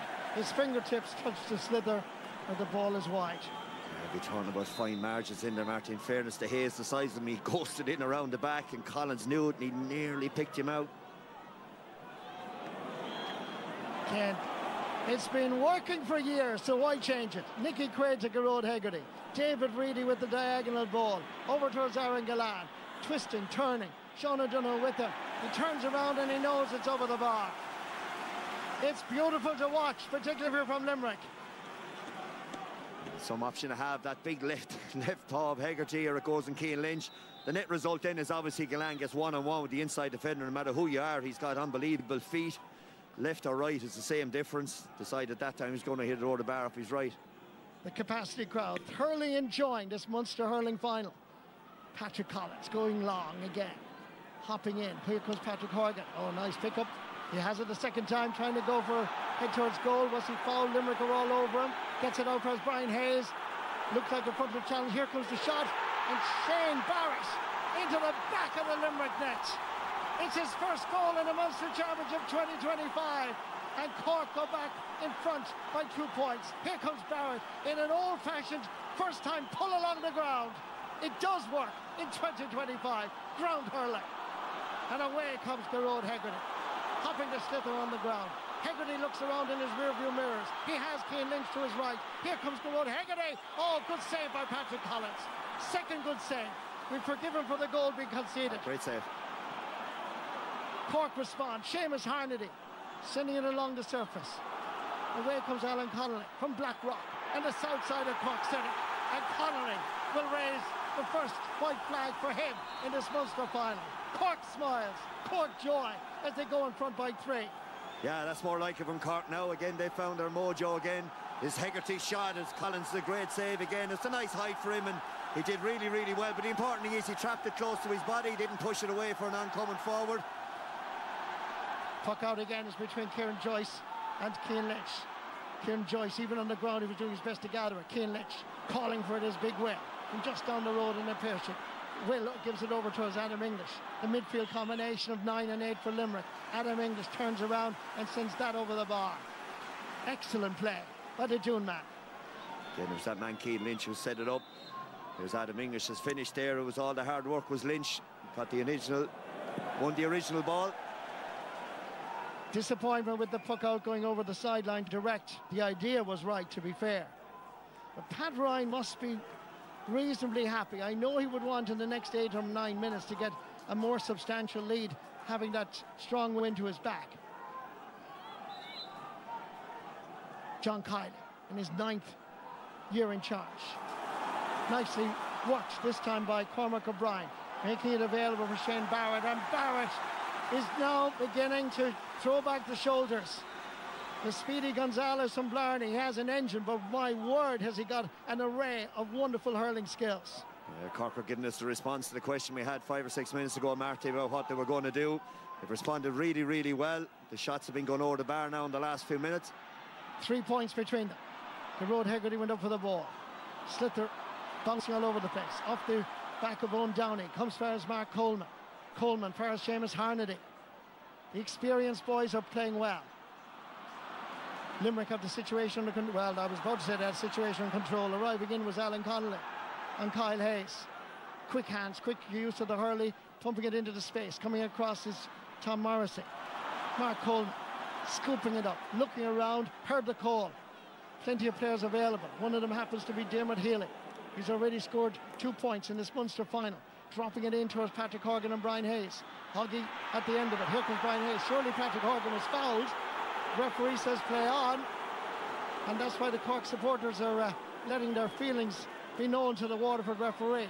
Ball into the space, but it's going to hop over the sideline. Line ball for Cork. It's seldom you get that opportunity in there where it's one-on-one with no guy tracking back. They had it that time. That's why Pat Ryan is down on the line there. He's going mad and he feels that Patrick Horgan's being held back. Might have been a bit of a tug in there, the dark arts of the inside defenders. We'll see it again here now. Comes in, there's a hand high on Patrick Horgan. The two of them are pulling out of each other, is what Tyler, the referee, would be saying, but certainly alarm bells.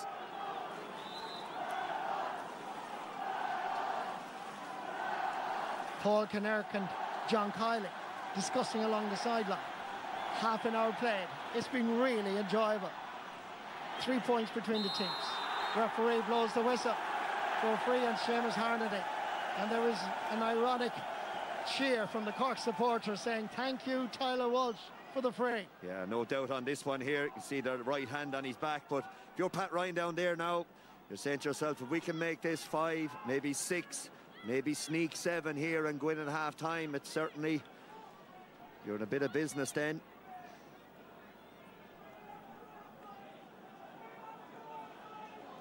Pat Ryan having a word with Liam Gordon, the referee from Galway, who's linesman today. Patrick Horgan has scored twice. He's disappointed. Body language says it all. But these, in all honesty, from a Cork perspective, need to be going over the bar. They have to, Marty. There's no doubt about it. A man of Patrick Horgan's experience, that's the third wide too from playing now and there and that free. It just takes the air out of the balloon. That's the problem. Gearóid Hegarty. Ball comes loose. Good work again by Dermot Healy. He's working so hard. He's surrounded by 4 Limerick players.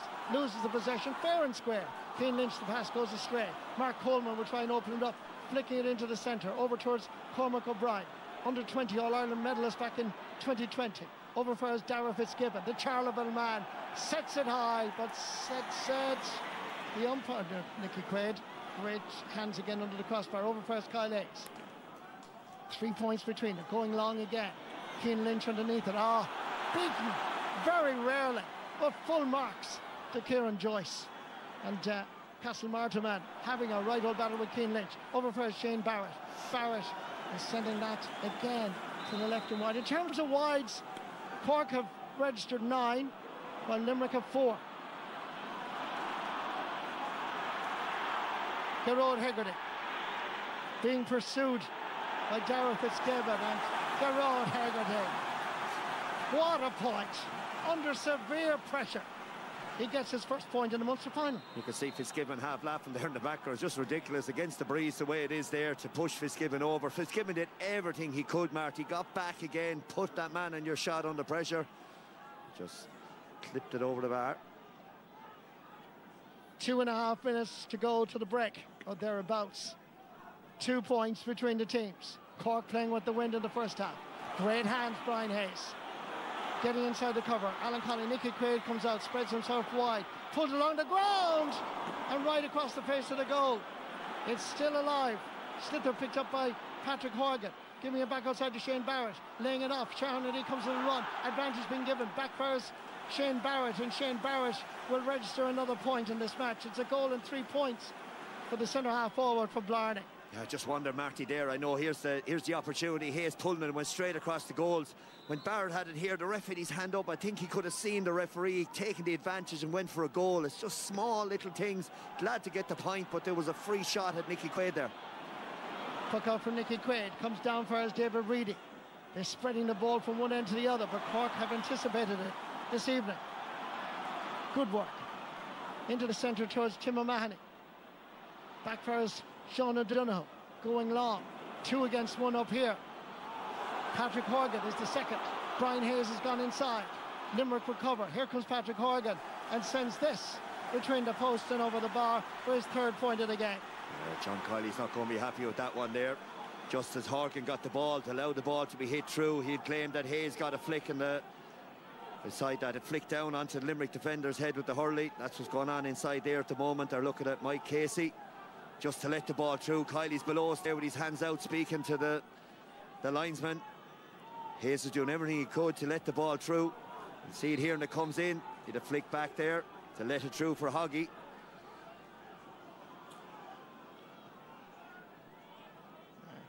There was a challenge there from Brian Hayes before the ball dropped. That's why Mike Casey needed the attention. Breaking ball over for Tim O'Mahony. Just 1 minute. Limerick converge on the Newtown Chandra man. Giving it over for Mark Coleman. Coleman gets the ball away from the middle of the field. It's Darragh Fitzgibbon. He's aiming to put this between the post and over the bar. It's his first point in the Munster final. Scored 7 in the Munster campaign up to now. His performance is much, much better, more involved when he's in the middle of the pitch. Yeah, coming from deep is the absolute key for him. Ball bypasses Cian Lynch. Up goes the big left hand of Mark Coleman. Decides not to go across, goes long. Can they get another score before the break? Nice stick work. Held back, surely. Second free, I would question, and that's why the Cork supporters are giving out. Look, initially at least, that should have been a free. What do you think, Brendan? Well, Hayes had a fair grip of Mike Casey's jersey and the ball coming in as well, and I'd say Tyler thought all's fair and love and war down there, but... Nice turn by David Reedy, and David Reedy sends this between the posts and over the bar. This is 3rd point of the match. Sorry, Marty, Pat Ryan is up here now. He's the one after Liam Gordon down there. He's in hard luck. He's closest to the management teams. But definitely a free all right on Hayes when the first one wasn't given. Long puck out. Coming across is Will O'Donoghue. We're now just gone into injury time.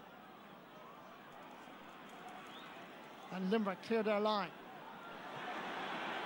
Dropping it into that Cork half-back line. Good work. Tim O'Mahony looks around. Sends it down the middle channel to Shane Barrett. Gathers it, second attempt. Takes the shoulder from Tom Morrissey. Barrett on the turn. Dropping it in towards Patrick Horgan. Trying to get there ahead of Sean Finn. Sean Finn has lost the hurley, but he has the slither. And the referee, Tyler Walsh, is blowing the half-time whistle. Well, it's been enthralling, let's be honest. Cork will go to the dressing rooms down the city end, but I can see that Cork are really annoyed on the pitch. And Pat Ryan is gone in. John Kiley is trying to interrupt and not let Pat Ryan, but they really are angry. And I thought initially it looked like Cork were very angry, and they're in there. John Kiley's been told to stay away from it. Both management teams went to intercept each other, Marty. They're all going after Tyler. The last 5 or 6 minutes, Kiley saw Pat Ryan going in. Himself and Kinnerk went in as well. They said, we're going to get there first. This is all posturing, Marty. This is the way it is. The Cork supporters now will be delighted with this. You can see him down there. They're really animated. They'll go into the dressing room all pumped up now. And you can see him moving around there. Wayne Sherlock is still below, having the debate with Shane O'Brien's that had Adrian down there. Pat Ryan isn't going away either. Pat Ryan annoyed with some of the decisions by the referee in the first half. We did note them, but they obviously felt down the sideline that Cork deserved more in the first half from the Waterford referee. They did, but when you stand back with all, Marty, we can't have both management teams marching out onto the pitch right after the whistle is blown to confront the referee either. That'll be another debate, but either way, it's after throwing that little bit of extra spice into this thing here. It's Saturday night fever at the Gaelic Grounds in Limerick. The temperature is hot and the scoreline is Limerick 110, Cork 114.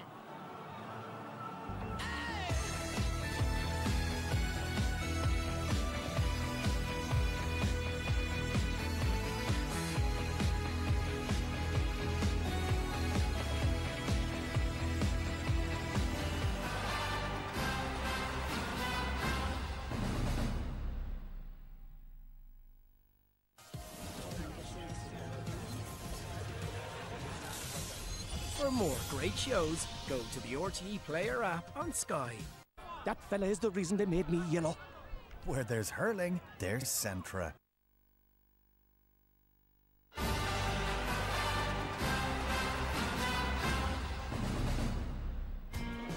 Back when Limerick and Cork last met in a Munster final, we said that goals proved key. It was Cork who came out on top then.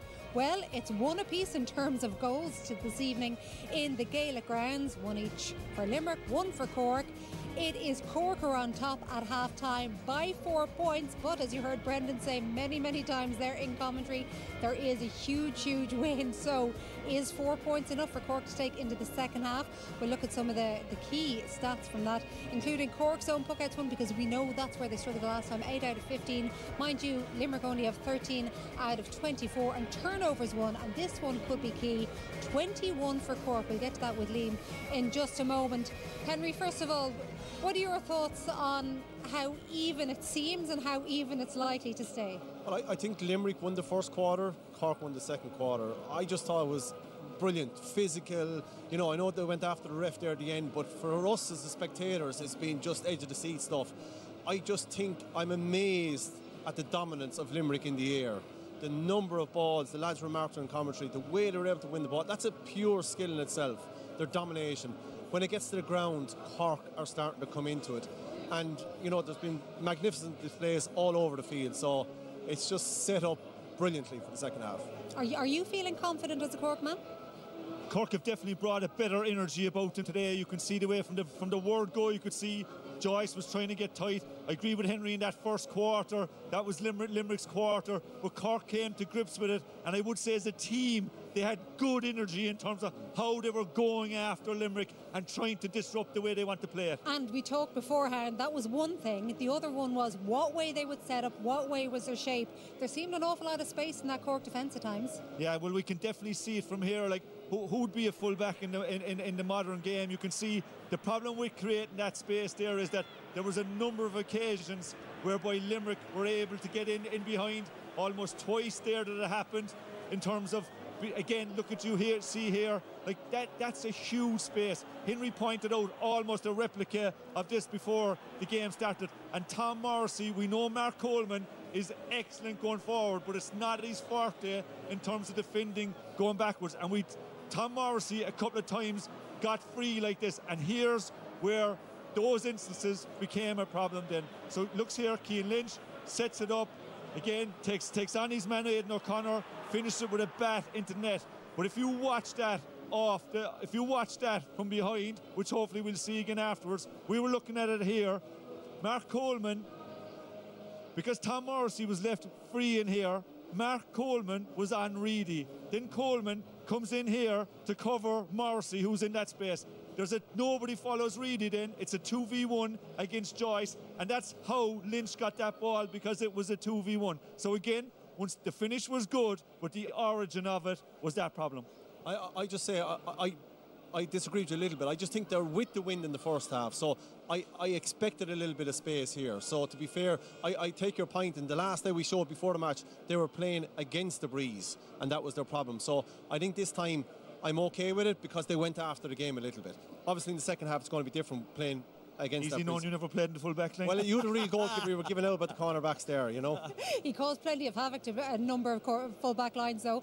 What about what Cork did get right, do you think, in that first half? Yeah, well, I think structurally, Joanne, they're under pressure in the backs, there's no question, but I love their energy. You know, there's no doubt about it. They came down here and they said, whatever happens, we can't let our supporters look as if we're not at the pitch of it. And I thought several times in that first half, you know, I mean, it's not too often you see Limerick being turned over. They pride themselves on winning the turnover battle, and Pat Ryan will be delighted to see 21-15 on the scoreboard, and with the 21 turnovers that they've got 9 points. So 9 times where Limerick looked like they were in control of the game, Cork turned them over and put the ball back over the bar. That's a really, really important stat. So I thought throughout that first half, I really liked the energy that Cork brought. I agree, it's high risk at times, and it's going to be interesting to see how that plays out in the second half. But definitely, there was an awful lot to like about how they went about their business. And I think up front especially, I think Seamus Harnedy back in made a huge difference. Diarmuid Healy in the half line, huge difference. Shane Barrett in centre forward made a huge difference. Darragh Fitzgibbon out centre field has made a difference. So the changes he's made definitely from midfield up have made a big difference, and they're a different team today in terms of energy. And they're also a leading team, although to come against that breeze in the second half. Energies may be rising, so are tempers. It's going to be interesting.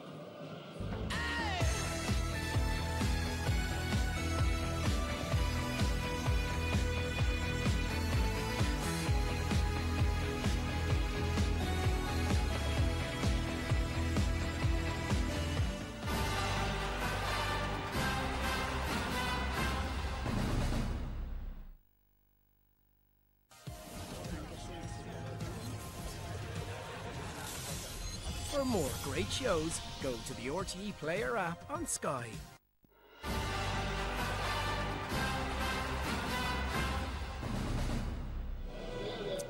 Getting ready for the second half here at the Gaelic Grounds, a Munster hurling final with Cork 4 points up at half-time against Limerick. Henry, they were struggling actually with about 20 minutes gone, 3 points down, but they had this 55 golden seconds.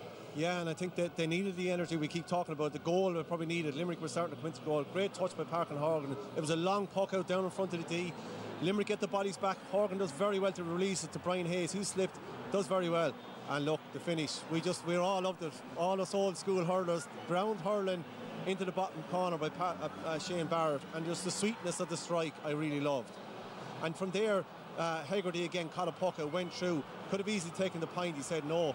The goal is on, and as I said, great save. And from here, like the All-Ireland semi-final last year, ball goes down the field, and I think it comes out to Seamus Harnedy, who's having a brilliant game. Lovely ball inside to Alan Connolly. Yeah, it was a big turnaround there. You could say it was a four-point swing, because you would have fancied Hegarty going through in that position, but fair play to Patrick.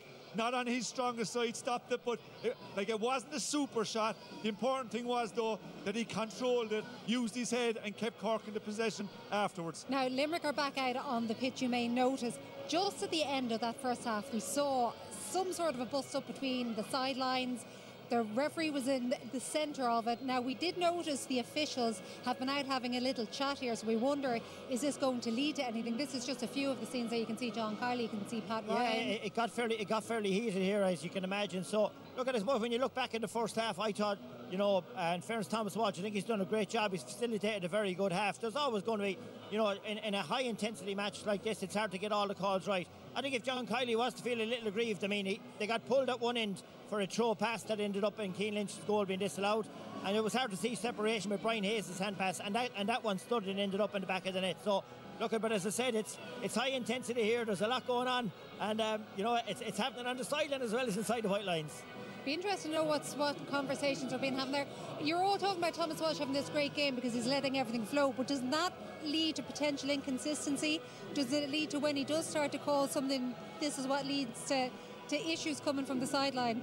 You all look so afraid to answer that question.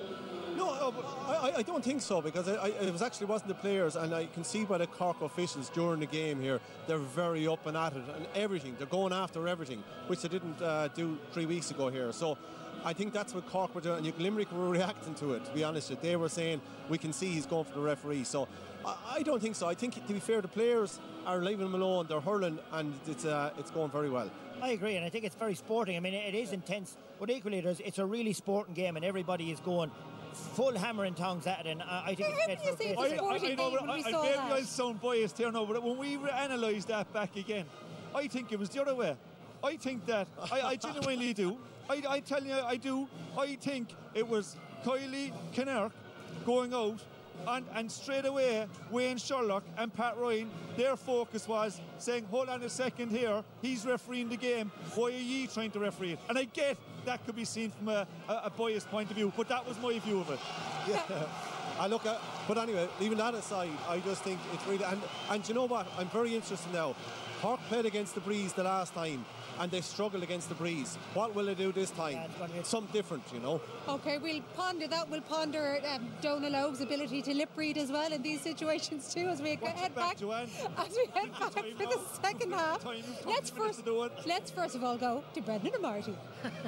Thank you very much, Joanne, and we're really looking forward to the second half. And Pat Ryan there with his management team, giving his players a round of applause and a little honour, as they always do. And away we go. Oh, hold on, we haven't even started yet, and now he throws in the ball. Slight delay, and the tension is palpable. We've 35 minutes or more in this second half to savour and enjoy. And if we, right from the start, it's Limerick on the attack, and it's Adam English that gets his second point of this Munster hurling final. Yeah, again, it's just a start that John Kiley would have wanted around the middle there. You see Adam English find himself in loads of room. Cork have changed their shape slightly now. They've got Connolly inside there, and the two boys are coming out a little bit further out the pitch. Just to give you an idea of the stats of the first half, Cork scored 114, 113 from play. Limerick scored 110, 1-9 from play. That probably gives you an indication of the type of game we've had, and I hope that you're enjoying our coverage here at the Gaelic Grounds in Limerick. Down there is Dan Morrissey. Brian Hayes putting in the challenge. Still looking for a little bit of support. Brian Hayes without a hurley, and the referee has given the free to Cork for taking too many steps. Look at that for passion. Yeah, you can't beat a turnover for overcarrying Marty to get the juices flowing in there. See Hayes, he's pulling and dragging. Connolly's the same way. Finn will be saying that I got touched in the face guard, but there's the net result. In fairness to Brian Hayes, it's unbelievable work inside there. Thou shalt not pass, I think, is what the message is there. Could have been a free the other way when you look what Brian Hayes did. But it's going to be like every tackle down there now is going to be absolutely vicious. And in fairness to the referee, he's going to get some right and some wrong. In fairness to management teams, and John Kiley's down already again with the linesman. And I think Pat Ryan is going to be happy enough to see all this going on. He wants it brought further out to the side. The referee lets it play. And Patrick Horgan puts it over the bar for his fourth point of the game. Tension on the pitch, tension down the sideline. And it's not often that we see John Kiley agitated. Remember, the winners go to an All-Ireland semi-final, the losers go to a quarter-final. Nobody gets knocked out, but there is more than that. There is revenge for a 16-point hammering that Cork have been focusing on for the last 2 weeks, while Limerick are concentrating on the 7 in a row. Hard-working, Damien Cahalane trying to burst out. Great pressure by Limerick. Back there is Mark Coleman trying to find a way to hit the sliotar down the sideline. Tim O'Mahony coming in, trying to keep it in. Cormac O'Brien getting a touch. Ball bounces back. Over fires the Glen Rovers man, Owen Downey. Gets it away. Fires the left corner back, Sean O'Donoghue. Trying to look around to see who's available. Gives it back, fires Patrick Collins. Against the wind. Let's see where the sliotar will land. Around the 45-metre line, but it's a good ball. Running onto it is Brian Hayes. Brian Hayes turning. Hitting it high. The Ennis Road crowd are looking for it, but it's gone wide. 4 points between the teams. It's the 10th wide of the match for Cork. Tyler Walsh has been informed of what's going on. Cormac O'Brien and Hegarty have gotten caught up there. It all came from an instant. I didn't see it properly there. Hegarty ended up on the deck on the last play there. You can see here, they're looking at it. Hegarty looks like he's fine. The two were having a wrestle there inside with Sean O'Donoghue, but it spilled over a little bit more then on the puck out. As Cormac O'Brien was on Hegarty, tried to stop his run. The two had a little bit of a wrestle. A lot of posturing going to be going on here now, Marty. Nobody wants to take that backward step. Discipline is going to be absolutely key. Anxious, John Kiley. I anticipate 2 yellow cards here to cool tempers down. Cormac O'Brien and Gearóid Hegarty. There's the finger wagging, and there's the yellow card. Well, it has been simmering there just straight after half-time there in the corner. We had a flashpoint up here with Hayes as well, so it's just keep the heads down there is the key. Nicky Quaid ends up with Gearóid Hegarty. Now deeply angry, I would say. Anxious to make an impression. Gets a high five from Cian Lynch, but also gets the free. Yeah, and Tyler is going to take out the book again here now. He knows the temperature of this game is getting away ever so slightly. Oh, the blood's raised now, so he's dampening it down a bit. He's ticked Mark Coleman name there for just a simple pullback on Hegarty, but at the same time he's just trying to take control of the game, I think. No card given, I think. No card given, just a take. Yeah, it's just a take. Just to confirm. Aaron Gillane. The white line is the 45-metre line. This time he's wind assisted. And this time he plants it between the posts and over the bar for his second point of the game. 3 between them. Long way to go. Puck out. Seamus Harnedy waiting for it. Runs on. Nobody quite connects. Good work by Mike Casey. Head down. Comes away. Could see there was a Cork sandwich waiting for him, but he's nipped in between them. Going back here is Damien Cahalane. Knocked away off his hurley by David Reedy. Has the support of Sean O'Donoghue. Cian Lynch trying to roll the sliotar up in the hand. Cian Lynch on the deck. Referee allows play on. Gathering it is Kieran Joyce. He tries to burst his way out. Nowhere to go. Gets it back. The referee is letting a lot go now. He blows the whistle. Take your pick. He's saying the hand pass, it could have been dropping the hurley as well, just as easy on Joyce. In fairness, it's a fair combat zone down there when you get possession. Both sides going after it. See Joyce here coming out with the ball, trying to get it free up the hands. He's saying that he threw that. It's borderline at best. Not sure. Aaron Gillane going for his 3rd point of the match. Hurler of the Year 2023.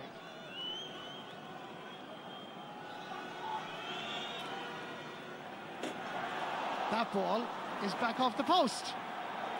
Patrick Collins, Damien Cahalane saying it's all yours. Referee has blown his whistle. And he wants to talk to the Limerick player. And certainly at the start of the second half, you can obviously sense that Tyler Walsh has decided to exercise his authority a little bit more. He has to, Marty. In the first 2 or 3 minutes of the game, it's just starting to get a little bit over the edge there. Not something we want to see. He's going to hand out a yellow card there now, of course, to David Reedy for the tackle here on Patrick Collins. He comes out there. Not a major amount in it now, it has to be said, on what we've seen previous in the game, but I think we have to accept as the referee just trying to get a hold. And guess who now at last is in on the edge of the square? Shane O'Brien. Shane O'Brien, Fincan Malloch is coming on, and the player that's coming off is Aidan O'Connor, and who scored a goal and a point in the first half. So a change of plan. Patrick Collins drops it down. Well caught by Will O'Donoghue. Into the centre towards Kyle Hayes. Spreading it wide. There's a lot of space. Here comes Shane O'Brien, getting his first touch, looking around to see who's available. Adam English calls. English gives the clenched fist. Heads towards the Clare Hills and knows that that is over the bar for his 3rd point of the game. Yeah, I think we're all surprised during the week when we saw that O'Brien wasn't going to be starting, but you can see the benefits of him there. He got out in front of Downey, really strong to keep possession and pop it back out to that man in your shot who very seldom makes a mistake, the form he's in. Patrick Collins goes short. Ball is intended for Shane Barrett, but there's 3 players around him. Comes to Tom Morrissey, and Tom sends it back. Patrick Collins decides to cover it. Flicks it on. Sideline ball. Martin Collins did well there to a certain extent. It wasn't sure if it was going wide or not. It's hard down there with that breeze. Gearóid Hegarty rolling it back, and it's returned by Adam English. Away goes Hegarty. Mark Coleman staying with him. Aaron Gillard. Beautiful stick work. The wrists of Aaron Gillard.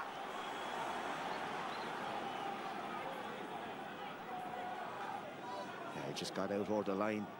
You see here, just slightly out over the line there. In fairness to the linesman, he's right beside the play, so must be correct. Sideline ball going to be taken by Mark Coleman.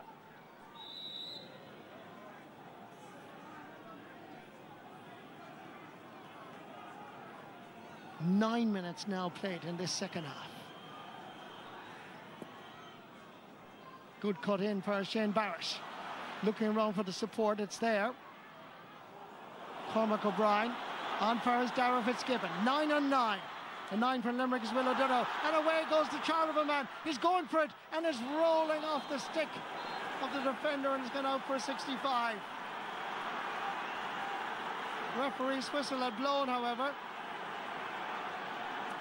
It's just a tap in the head there is what it was as he was breaking the tackle. It's Mike Casey there.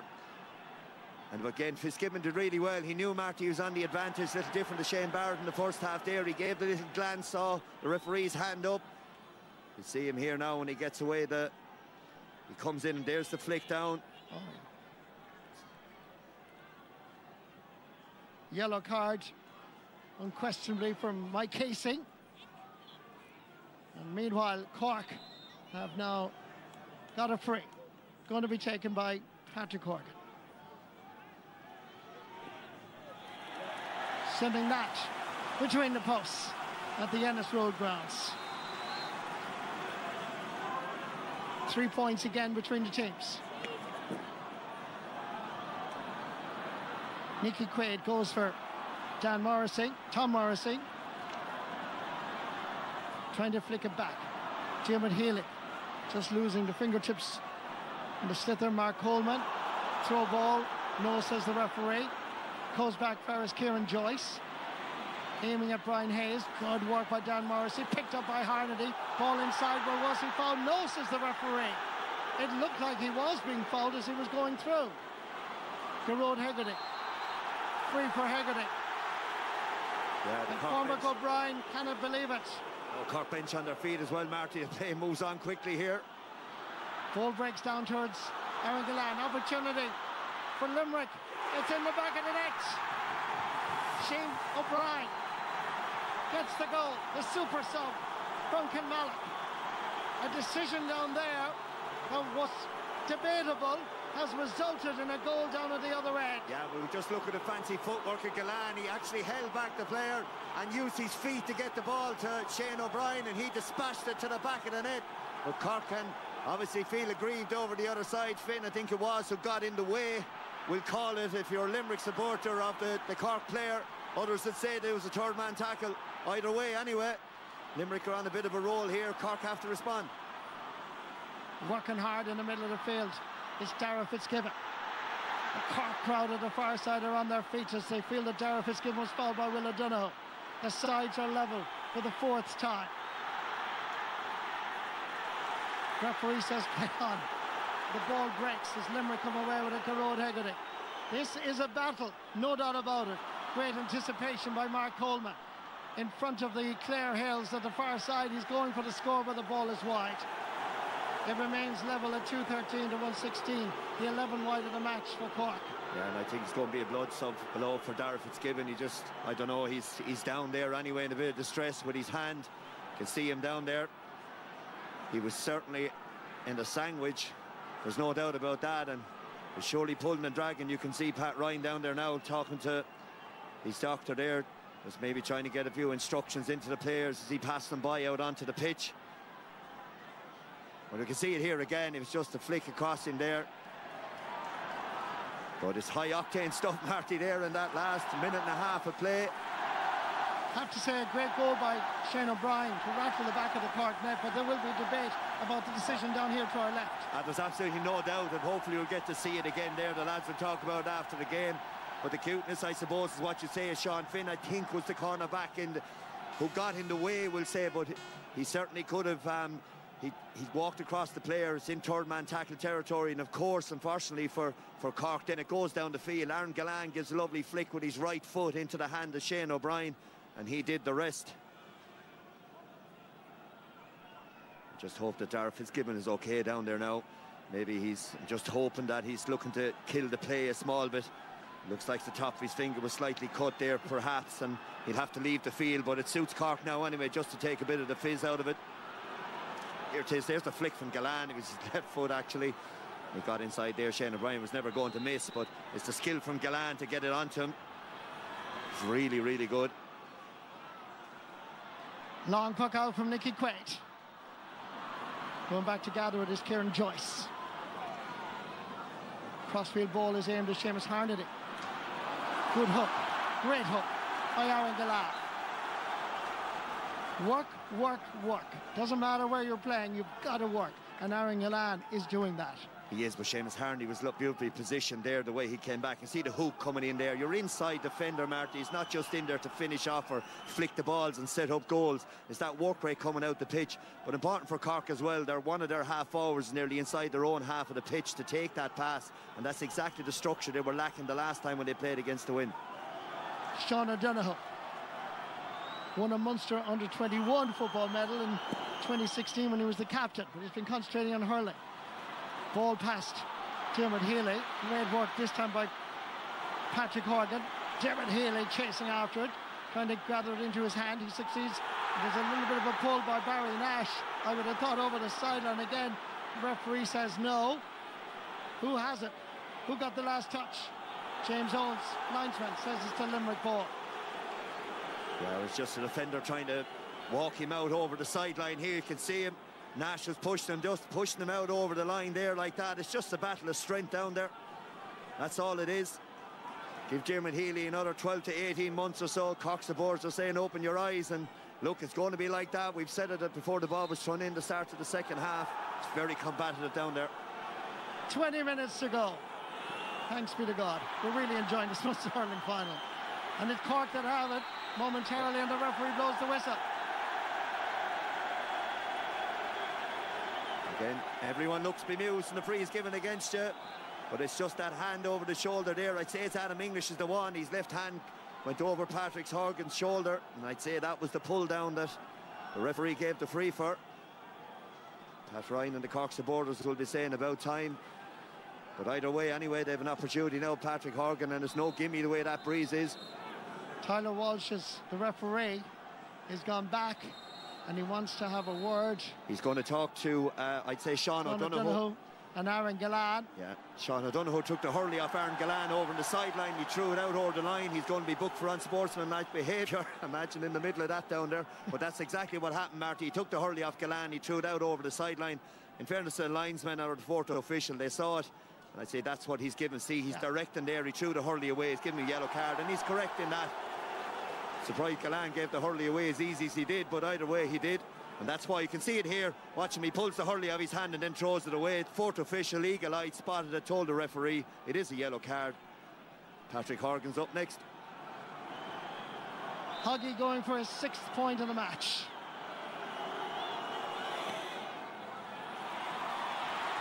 Sends that between the posts and over the bar. 36-year-old, still doing it for club and county, for Glen Rovers and Cork. Cork back in front by the minimum. Barry Nash will try and change the next on the scoreboard. Formerly played in the forwards, now playing in the defence. He'll be disappointed. Ball is wide for Limerick's 5th wide of the game. You can hardly breathe in this Munster final. Short puck out for his own Downey. Patrick Collins says, I'm behind you. Collins gives it plenty of air, dropping it down on the Limerick half back line. Kyle Hayes country. Seamus Harnedy hops into the path of Shane Barrett, looking for a bit of support, tries to get it back outside. Tim O'Mahony bypassed it. Adam English is there. 2 against 2. That's what Limerick love, with a bit of space. particularly when you have a player of Aaron Gillan's ability, twisting, turning, trying to get inside, flicking it back by Shane O'Brien. What's he going to do? Onto his left-hand side, and that's over the bar. A goal and a point from the super substitute from Kilmallock. Scored a goal and 4 against Tipperary. He came into this match having scored 1-9. He's now got 2 goals and 10 in total. Great scramble defence as well by Cork, it has to be said. They're looking for change a number of weeks ago as Rob Downey comes in here now. But they did well there to prevent a goal. Level for the 5th time. Clap on the back for Cormac O'Brien. Played well, very solid. But now it's the turn of the Cork captain from Glen Rovers on the north side of Cork City to try and lead his team to victory. Hoggy calls, Hoggy gets, Patrick Horgan takes off, Adam English in hot pursuit. Here comes Shane Barrett, he's looking at the goalpost. Is it enough? Does it have it? Ball is wide. It wasn't that far away, but the sides remain level. 2:14 to 1:17. 16 minutes to go. You have to feel as well when you get an opportunity to swing the hurl like you did there. Hoggy did really well to get in. Casey's in now into the fray. Peter Casey coming on. Player that's going off is David Reedy. This is when a crucial time when the bench really does count. Oh, it is, there's no doubt. You have the likes of Colin O'Neill coming on there now for Tom Morrissey. In fairness to Morrissey, he had drifted out of the game. Some man to have coming in there as well, but either way, Cork have got a good rhythm going as well, Marty. As I mentioned, the bench, in comes Colin O'Neill. Wonderful catch by the substitute that's just been in. Adam English heads towards goal. Adam English at the space around him, tries to get it back. Cork have it momentarily. Good work. And away comes Dermot Healing inside his own half back line, helping out the defence, going long. That's a good ball, actually.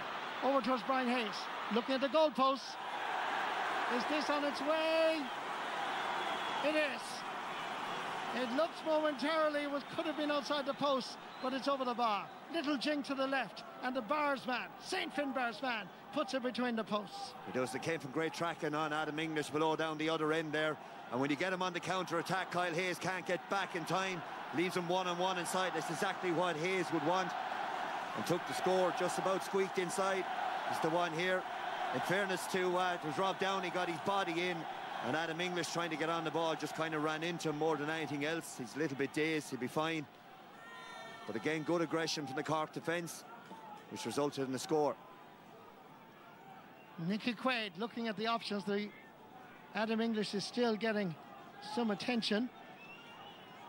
All the English family are here.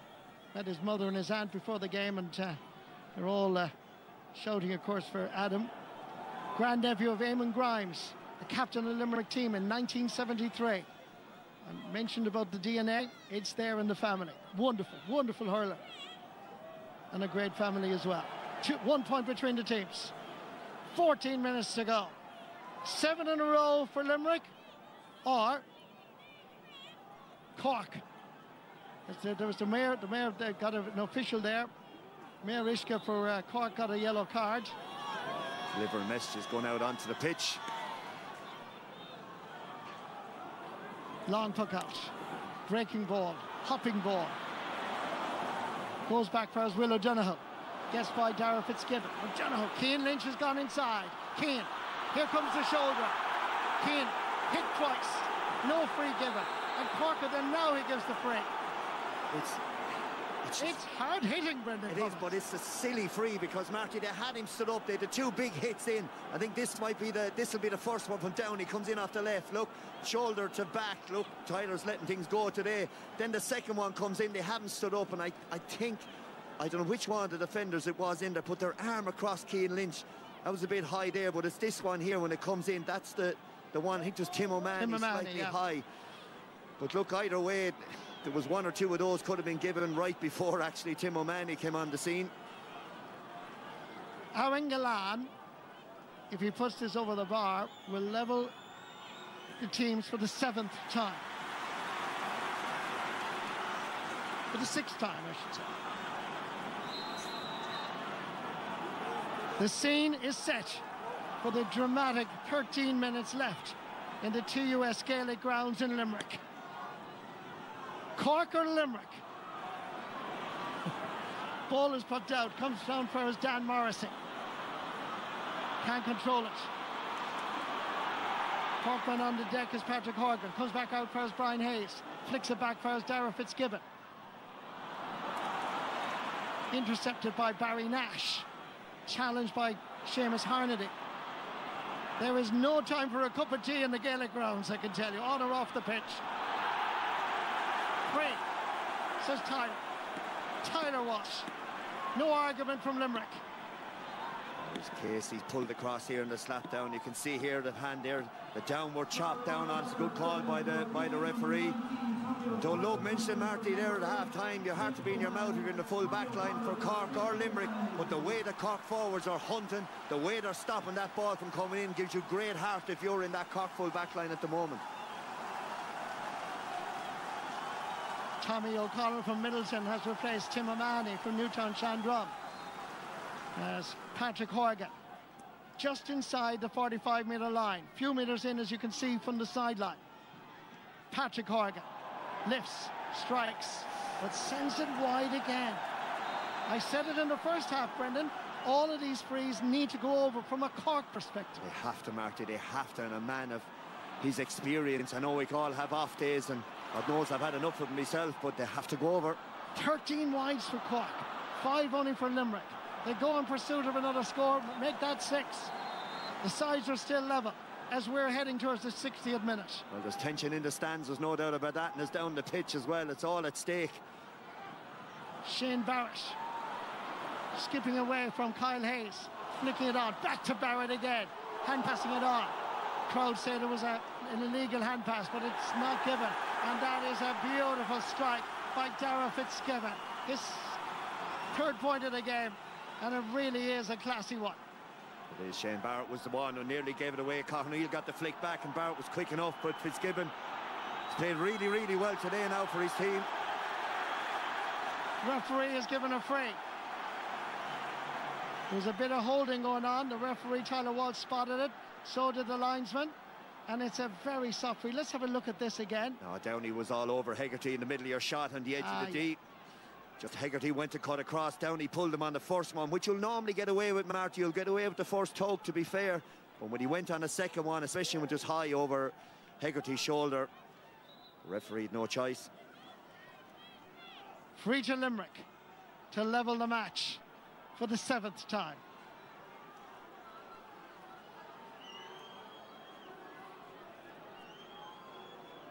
And Aaron Gillan going for his 4th point of the match.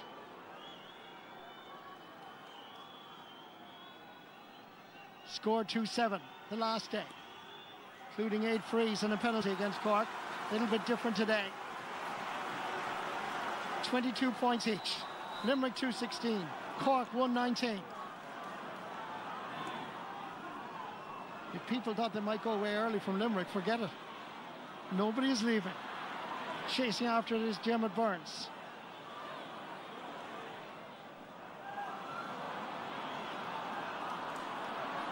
Nine minutes to go. Looking around to see the options. Ball in towards Peter Casey. He knows where the goalposts are at the Gaelic grounds, Peter Casey, but this time he sends it wide. Disappointment for the Napirshick man from literally down the road from where we are. He knows he should have probably put that over the bar. 216, 119.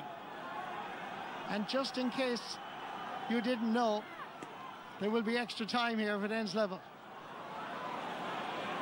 Breaking ball, Cork have it. Dara Fitzgibbon trying to get away from the challenge of 3 Limerick players. Heads towards goal, looking at the post, has to lay it back. There is Alan Connolly. Last touch was almost by a Limerick man. Alan Connolly get a lovely little flick on, leaves it behind him again. Good work by Gearóid Hegarty. Ball has gone out over the sideline ball for Cork. Another thing Cork have done, you see it in that puck out as well. They're bringing Hayes out to the left half forward position on the puck out. He's coming from behind Dermot Burns out on this side of the pitch and trying to make sure they break it to ground so they can't get clean possession like we'd have seen the first time when the sides met. Dara Fitzgibbon going to take the sideline cut. All-Star hurler, 2018-2024. Man who made his debut against Tipperary in 2017. This to put Cork in front, but it's very difficult.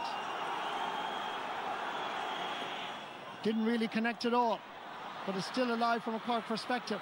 Brian Hayes, Darragh Fitzgibbon wants it back. Seamus Harnady's in between. Harnady survives the challenge, gives it back to Owen Downey. Owen Downey, what's he doing up there? The full-back from Glen Rovers on the north side of Cork City. Never scored a point in the championship. And here he looks at the goalpost and says, I'll have a go. And Cork are back in front. Sometimes full-backs say, I have enough of this, Marty, and that's what happens when they go up the pitch. Great score. Breaking ball, picked up by Aaron Gillane. Gillane, let's fly. And that is a magic piece of hurling. Simplicity again from Aaron Gillane.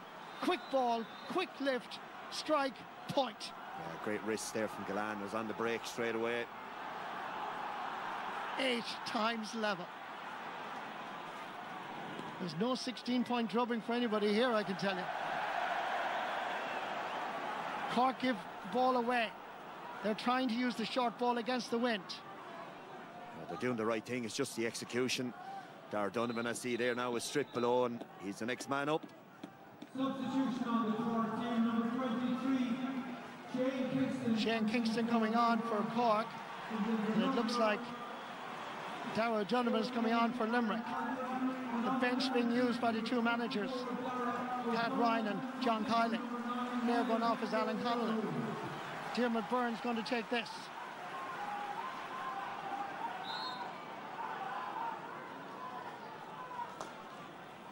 Put along the line towards Carl O'Neill. Good work by Owen Downey. Flicking it back past his keeper, Patrick Collins. Available, and he needed it, was Sean O'Donoghue. Heading towards the Cork 45. Drops it down into the 45-65 metre area. Barry Nash read it well. Gets a quick ball. But Cork are there in numbers again. Good work by Tommy O'Connell. Had a great league campaign. Middleton man. Long ball. Great ball. Fantastic score. It's that man, Diarmaid Healy.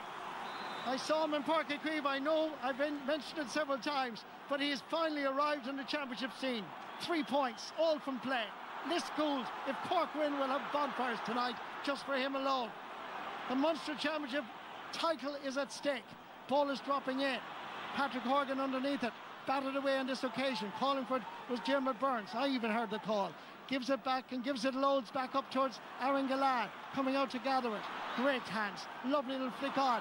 Available is Gearóid Hegarty. And Gearóid Hegarty sends that between the posts and over the bar for Hegarty's second point of the game.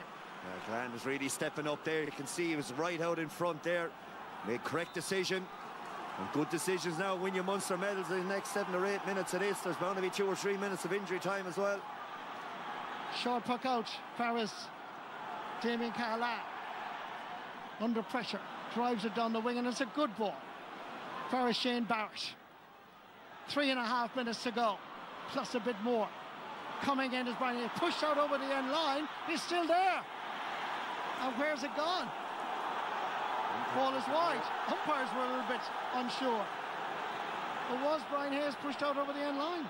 Yeah, it's just the linesman is talking into the referee as well. He has the best view of it. Here's the one, the line. I don't think he's out over the line. The linesman on the far side of the pitch is having a chat with Tyler there to tell him it's wide, I think, from based on that now. Having a word with Liam Gordon from Galway, the linesman. What exactly happened? Tyler and himself agree. It's a big decision here now, Marty. He needs to take his time here now and just be dead sure. That last shot we had, I hope we can see it again. You could see it. I thought the whole of the ball all of the time it had passed the right hand post. Checking with his umpires down at that end.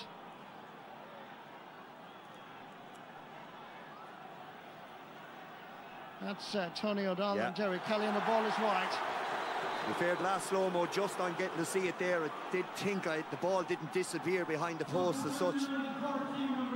And that Tony actually is Tyler's uncle, so he got it from the family. That's good officiating as well, Marty. They took their time. Linesman had a big input as well. He probably had the best view. Ball goes like a missile from that close range. Robbie O'Flynn coming in for Seamus Harnedy. 2 minutes to go. Sides level 9 times in the Gaelic grounds, in an absolute thriller, and so many talking points. Some great skill. Ball is headed forward. Shane O'Brien trying to go down on it. No free given. Referee is right beside it. Cork trying to come away with it. Ball comes loose and available. It's going to be a line ball for Limerick. 1 minute, 30 seconds to go. Is there a winner at the Gaelic grounds on this Saturday night in normal playing time? Gearóid Hegarty standing over this. Owen Downey's in the edge of the square with no hurley now as well if it goes in. And Cork have it. Coming out with it. Hand pass went astray. Cian Lynch comes in. Opportunity. Rest with Limerick. And they send that between the post and over the bar. Great score by Dara O'Donovan. Oh, broke inside well. You can see Downey's hurley there on the left. If Dara O'Donovan kept going, there was an opportunity there. See here in the middle, it was actually a line ball for Cork is what we saw there. Shane O'Brien's foot was the one who kicked it out at what it appeared like. Cork come away with it, trying to get the ball down towards Robbie O'Flynn. Back again, short ball, in towards Damien Cahalane. Twisting and turning, Robert Downey sends it long, up towards Brian Hayes and Patrick Horgan. Breaking ball, available for Patrick Horgan and Tommy O'Connell. Cork must score here. We're into the last 20 seconds. Blocked down, brilliantly blocked down by Kyle Hayes. Flicks it over towards Adam English. We're into the last 10 seconds, but there is going to be time added on. Ball is 4 minutes going to be added on. Almost Limerick have it this time, but they dispossess each other. Great work by Sean O'Donoghue. Inish Cara, outstanding. Lost it, won it, lost it and won it again. Long ball up towards the Corks. Good work by Shane Kingston. There's a collision between Healy and Kingston. Back again, there's Robbie O'Flynn trying to make an angle for himself. He's looking at the goalpost. He's on the 65. Oh, yeah. The Cork crowd love it. Is it inside? No. Outside. Hard look Robbie O'Flynn, but what defending inside by Sean O'Donoghue inside there on Galan. It's amazing. He was 1v1 and got it up the pitch, and Robbie O'Flynn again will be shaking his head later on tonight if it goes against Cork to hit those over the bar. Cork 15 wides and they're only 1 point adrift. Every ball now is crucial. Owen Downey and Robert Downey trying to gather it up. Cork should have it knocked away, and they do. Here comes Kieran Joyce stepping away from the challenge, sending it down the wing. Good work by Brian Hayes, flicking into the centre to Shane Barrett, turning, trying to get away from Kyle Hayes, laying it back outside. Passes goes astray. Cork have it. Here comes the man, Hoggy! Patrick Horgan levels the match in the 71st minute and the 18th second. This is a game that is bad for your heart, but we love it. It is, and Hoggy looked as relieved as everybody else was after went over the bar. Long way still to go here. Cork are on the go. Kieran Joyce, outstanding at 6, dropping the ball down into the Limerick full back line. Every ball now is absolutely crucial. Looked like there was a trip, and the referee agrees. He's blown his whistle. Yeah, not the worst free in the world for Hoggy to give away, because the next pass was going to go across the goal to Nicky Quaid and hit it right down again. At least Cork get a chance to set up now. You see here again, it's just a tangle up of legs for all the world. Hoggy did, in a lot of ways, the right thing and giving away a free there. 2 minutes to go. Over 43,000 packed into this venue. 580, 43,580. And hundreds of thousands watching on the Saturday game now. Where will this go? Surely the hurley is held on Aaron Galan. Surely he's tripped as well. The referee has blown his whistle, given a free to Limerick. Yeah, it's a free all right, and earlier down he was a little bit lucky as well. Galan leaves his hurley back there, and there's the hand on the back. It's what it is, it's the left hand. No doubt, I think it was a free, not once, but twice actually. It was actually. It was a free earlier too with Rob Downey had attacked around the head. In fairness to Donahoe's down there saying he was holding my hurley. That's not what I believe the free was for. I think it was when Galan went down to pick up the ball. The cute forwards, Marty, will slow down that little bit more, knowing the defender's going to run in the back of him. Your natural instincts put your hand up to stop then, and it's just a free, and that's it. But Hoggy's left the scene now. 25 points each. 50 seconds to go into injury time. Aaron Galan, difficult angle. This, if he puts it over the bar, could surely win Limerick their 7th Munster Championship in a row. Difficult enough angle, wind assisted, lifting, striking, and sending it across the face of the goal and wide. It looks like we're heading for extra time. Wouldn't say that yet, Marty. What we've seen here in the last 73 minutes and 40 seconds mean you can't take anything for granted here. There's still one more shot at goal for either team. Patrick Collins goes long. Possession now vital. Limerick have it. Perhaps there's a winner here. Kieran Joyce intercepts, goes long. Joyce on Castlemartyr sends it to the left and wide. We're gone past the 74th minute. And you know what? Both teams deserve the extra time, and so do we. But he's not blowing the whistle. It comes out towards as Limerick. Here's an opportunity here for Darragh Donovan. He's already scored once, dropping it in, and the referee has blown the full-time whistle. My heart, my heart, my heart. But what a game. What a game, Marty. The good news is there's more to come, and in fairness to Cork, they did deserve that. Darragh Donovan hit shot there. It would have been very unfair on Cork if Darragh Donovan had pinged that one over the bar. But look, we've something more to be looking forward to this Saturday evening. That's the good news. Wonderful, wonderful game, and we still have more to come in this enthralling, exhilarating, at times hot-tempered, but wonderful sporting match between Cork and Limerick. The picture tells the story. Packed crowd, thoroughly enjoying this Munster hurling final. And this is the full-time score after 74 minutes. Limerick 219, Cork 122. If you need a cup of tea, now's the time to go. We'll be right back. It has been fast and furious. Tempers have flared at times, but it has been absolutely thrilling to watch, and we've got another 20 minutes still to go. It has finished after 74 minutes. Limerick 219, Cork 122. Well, are you feeling confident, Donal Óg? Well, look, you just have to say, Joanne, it's been an outstanding competition. Both teams. There's been loads of imperfections that you wouldn't associate with either team. You especially wouldn't associate it the way Limerick have played. But once the final gone into extra time, how could you not enjoy that? Well, we enjoyed paying attention to Donal Óg anyway. They certainly got the Cork crowd going, but what a difference 3 weeks makes.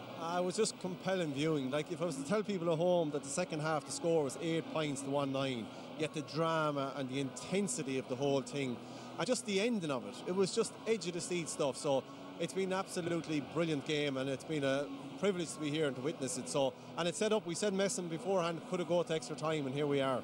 Well, you talk about the final 10 minutes. At one stage it looked like the old dogs for Limerick were standing up, and when they needed them, they were getting these crucial scores. Yeah, they were. You know, you have to hand it to Limerick. You know, this Limerick team, they're standing in. But, you know, and again, full credit to Cork. They've brought an awful lot to the pitch today. But I've been hugely impressed. You know, Aaron Galan, I think, has been outstanding. I think he's been part of everything that was good about Limerick in that second half in terms of that 1-9. He was outstanding all through, and really was a thorn in their side.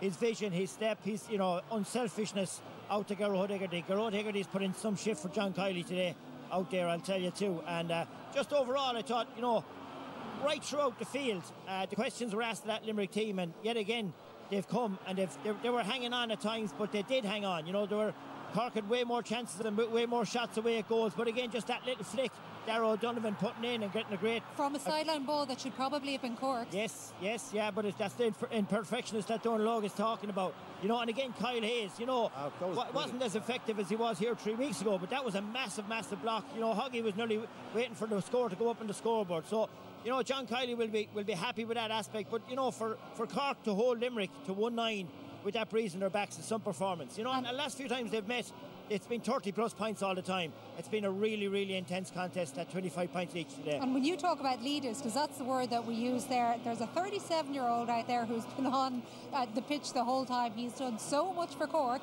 and when they looked like they were going to lose this game, he was the man who fired over the equaliser. And he had the chance just before, and he couldn't believe his eyes that it was taken from. But I just love this, Brian Hayes. It's dead, it's gone.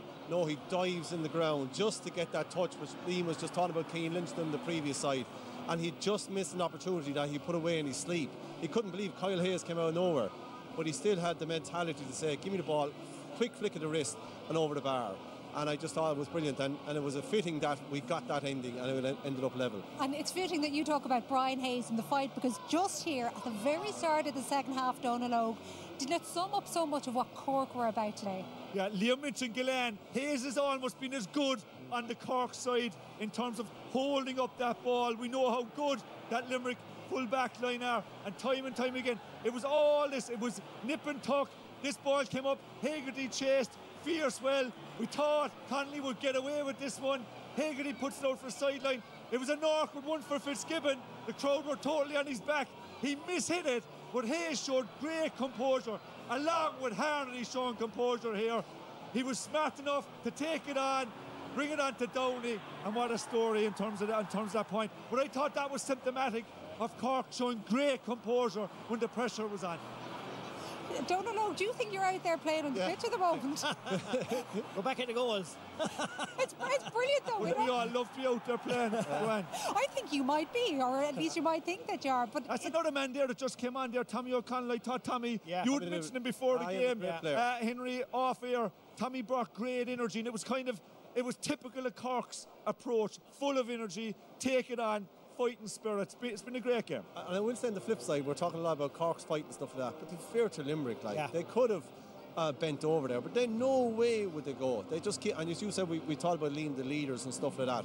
And I think the bench impact of Limerick, Shane O'Brien came on and very quickly had 1-1 on his scoreboard, and Darragh Donovan got a point as well. So it's just gripping stuff. And I think the bench is going to have a big say in this match now. I mean, Seamus Harnedy has put in some shift, but Robbie O'Flynn has come in. He's been very, very busy.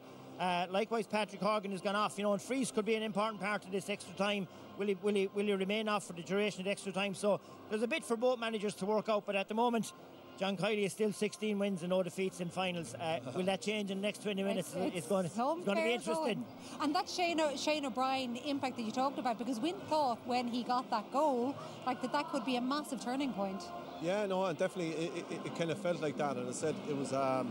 It just come on the field, and it was like it was pre-planned. 41 minutes he hit the field and stuff, and it was just the intensity of the tackles that are going in. And to be fair, Tomas Welch let it play, and this is the brilliance of Limerick, just to give a ball there, and Hegarty again, and it's probably due. He's done come in there. Yeah, I think that to be fair, it was very debatable as to whether that was a free or not when you look from behind the goals. I don't think it actually was. The brilliance here is Liam mentioned.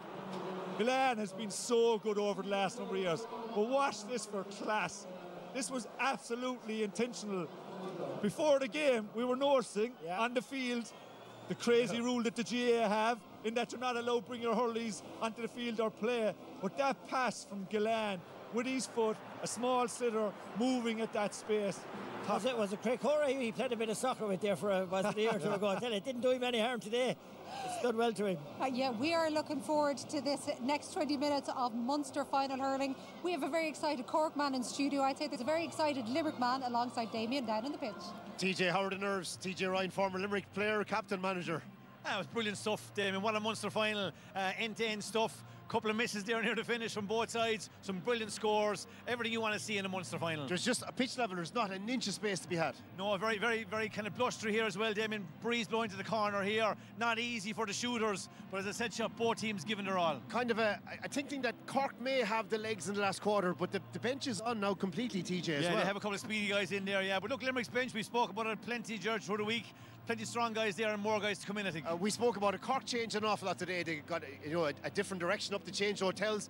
They got off the bus looking so focused right from the ball being thrown in. The sideline, the management were really on it. But what have the players done to impress you against your lads? I just think they went at it from the very word go. As I said, they followed their main, they took responsibility. You know, as I said, they fixed what happened the last day, and I was expecting that too. And I said, I'm sitting behind the benches here. It's another game in itself, like, and you could see very clearly Cork bench really up for it. We saw the match officials coming out, and they look absolutely exhausted, TJ. They're under some pressure, in fairness. Yeah, it's not an easy game. Even standing down here now, I said, you can feel it. The place kind of comes in around you. But look, as I said, on a Saturday night, Damien, where would you want to be? Munster final.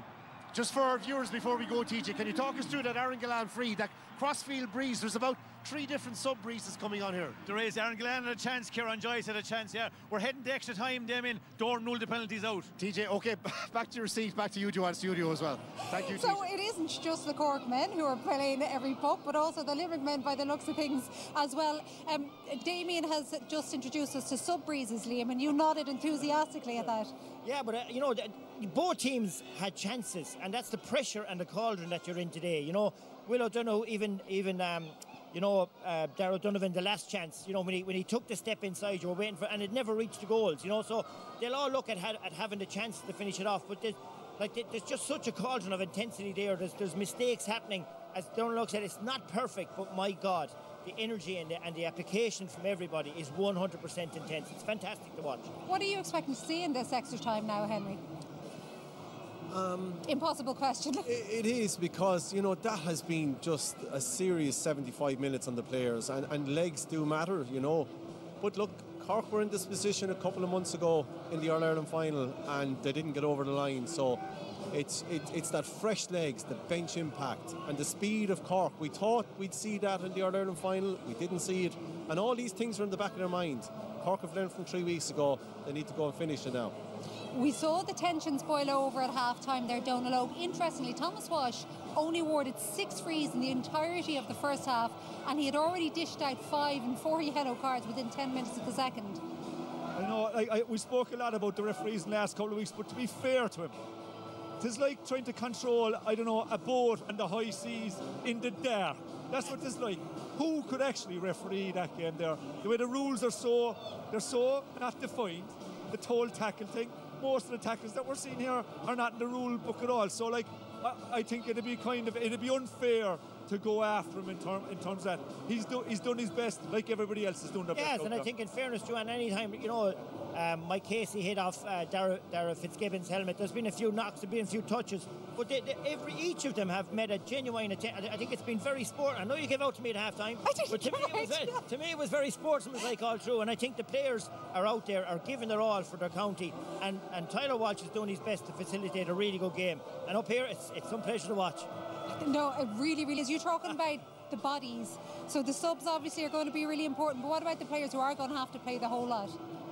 And that's your leadership thing, you know, and it's cuteness now. Your legs mightn't get there, but you position yourself somewhere right and stuff like that. And yeah, I think that's going to be a major factor. And like the masseuses are big at work, obviously, but yeah, it's very hard on the players. I just think, Joanna, it's, you know, should we be going 2 weeks' time or a week's time again? You know, I don't. You're nodding there, but it is difficult because it's a bit of a lottery now. They don't I couldn't agree with you more on that, Henry, in terms of that, like, the players have given enough there today. We saw in the All-Ireland final last year, I'd hate to see now brilliant players like we're looking at here going down with cramp or whatever because they can't see out the game. What'd be wrong? We saw it when Clare and Limerick played an unbelievable game here in a Munster final a couple of years ago. But this is the challenge now. This is what all the proper sleep, the proper diet, the person who's giving everything in training over. We're not even talking about the last number of months. These players have been training years for this type of situation. Looks like Pat Ryan has left it to the lads to have the final word. Pat's come out. Team are still inside, so I'd say he's saying, right, boys, it's up to you now when you cross the white lines here. So I think, again, first 10 minutes here and getting a stronghold on the game is going to be very, very important. How irritating is that as opposition manager if your players are out for as long as Limerick have been now, especially after playing all of those 74 minutes? Yeah, no, it's certainly not ideal, but, you know, again, these guys, you know, there's ice in these guys' veins, so, you know, I don't know, it's very, very hard to take Limerick out of their stride, but it is it is. You know, as you said, you're going out there, you're due to play. I would imagine they're overtime at this stage, Joanne. I think they're Joanne, well overtime. Well overtime. I think the toss will be interesting again. I know we spoke about before the match, but if you win it, take it, get a couple of scores, because you know the second half of this extra time will be very difficult on the players. So it's a couple of scores, get a couple of scores ahead is a big impact. We're still waiting. Oh, there we go. They're finally coming out now. Wouldn't you love to have been a fly in the wall to see and hear exactly what was being said and who was doing the talking? Well, we'll be able to watch to see which talking and which walking works for which team, because we're getting ready now for this extra time in this Munster final of 2025. Back to Brendan and Marty. Thank you very much, Joanne. And the impact of this Munster hurling final is as far away as Tenerife, because Sarah McCoy from Cork and Keane O'Halloran from Waterford were to get married earlier, but I think it's been delayed because of the Munster hurling final. Anyway, we pass on our love and best wishes for your future together. That's for Sarah and Keane. But right now, we're concentrating on this game, as Rob Downey has indicated that he was going for the toss, but I think Keane Lynch won it. And Limerick are now going to play with wind advantage in this first period of 10 minutes. As the next chapter of this dramatic Munster hurling championship and Munster hurling final. Limerick playing from left to right as we look, having won the toss. Yeah, just need to turn down the music now. So Tyler, who's done a great job, I believe, in the game so far. The lads are right there at half-time. You can't blow every free. Be a free-taking competition. He certainly added to the spectacle, but here we go. Getting in the thick of the action there is Dara Fitzgibbon, but Adam English has it, laying it off. Garrod Hegarty wanted it, but away come Limerick. That's good work by Declan Hannon, who's been introduced. He gets his first touch and he puts it over the bar. The All-Ireland winning captain from Adair is a very inspirational player. He's a great guy to bring in. He's playing right half back there. He's on Robbie O'Flynn now as it moves around. Patrick Collins going long. Going forward again is Declan Hannon, knocking it down. Dara Fitzgibbon got a touch in it. Two Limerick players going for Garrod Hegarty. Mess it up between them. They get it back again. Lovely stick work by Garrod Hegarty. Gives the ball away to Rob Downey. He goes for that diagonal ball over towards Brian Hayes and company. Shane Kingston trying to get at the end of it. Bounces back away from him. Good defending by Limerick. And they get it far as Declan Hannon. Hannon goes long again. Second touch is a good delivery up to the Limerick full forward line. Aaron Gillard with surely fouled, and that is going to be a free. And he is really causing problems for Sean O'Donoghue. He is, in the way he turned his wrist there. You can see it coming into Gillard just before that. The way he caught that ball, Marty, it was just like he's double jointed in there, to be honest with you. And in fairness to the Cork defence, they had no choice so to pull him down there. He was hitting sail for goal, but just the skill again, the way he made it stick in there is worth the admission fee alone. Sean O'Donoghue, by the way, is got a yellow card in the first 74 minutes. So just to note it, rather that was there, because he has Aaron Gillard really testing O'Donoghue and the Cork defence. And it kind of sums up the way Cork have played the game, Marty. The week coming up to the match, I was saying everyone needs to drop back, we need to protect this and that, but they've been fearless out there. They've all trusted each other, and they're reaping the rewards of it now, but they have to keep pushing it. Aaron Gillard lashes this over the crossbar, and Limerick have a 2-point advantage.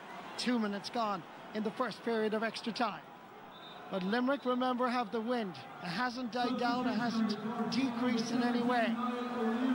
So much pressure here, Marty. The scoreboards and the stands have malfunctioned as well. Supporters will have to jot it down the good old way. We're lucky here on our screens, we can see it. Niall O'Leary is coming on for Sean O'Donoghue. The groin injury will surely last, hopefully from his perspective, for the next 20 minutes or so. Just getting in touch with Kyle Hayes, but Cork chase it, trying to get it away, and it goes out over the sideline. That's Barry Murphy, who's also been introduced, who had a wonderful league campaign, and I'm sure he'd be delighted to get a run in this Munster hurling final. Conor Lahan from Middleton, looking around at options, flicking it into the middle, runs on, trying to chase it. Just Brian Hayes stumbled, but he recovered well to get there ahead of Dan Morrissey. Carl O'Neill is back there helping out his defence, goes long, looks to see if Shane O'Brien can make it. Nice wrist, nice stick work, looking around. Again, he has to use his hurling skills. Cork have enough of the fancy stuff. Trying to gather it up is Niall O'Leary. Come back outside is just confirmation as we look. Declan Hannon and Barry Murphy who've got on the ball. Here comes Garrod Hegarty looking at the goalpost. It's curling. Is it wide? It is. It just curled in the breeze. Gearóid Hegarty is looking to the fourth official, to the linesman. Liam Gordon is having a word, I think, with Tyler Walsh, the referee. Gearóid Hegarty pleading off camera. And now Tyler Walsh is gone down with an injury. Obviously, he's got a cramp, and Adam English is doing the physiotherapy work.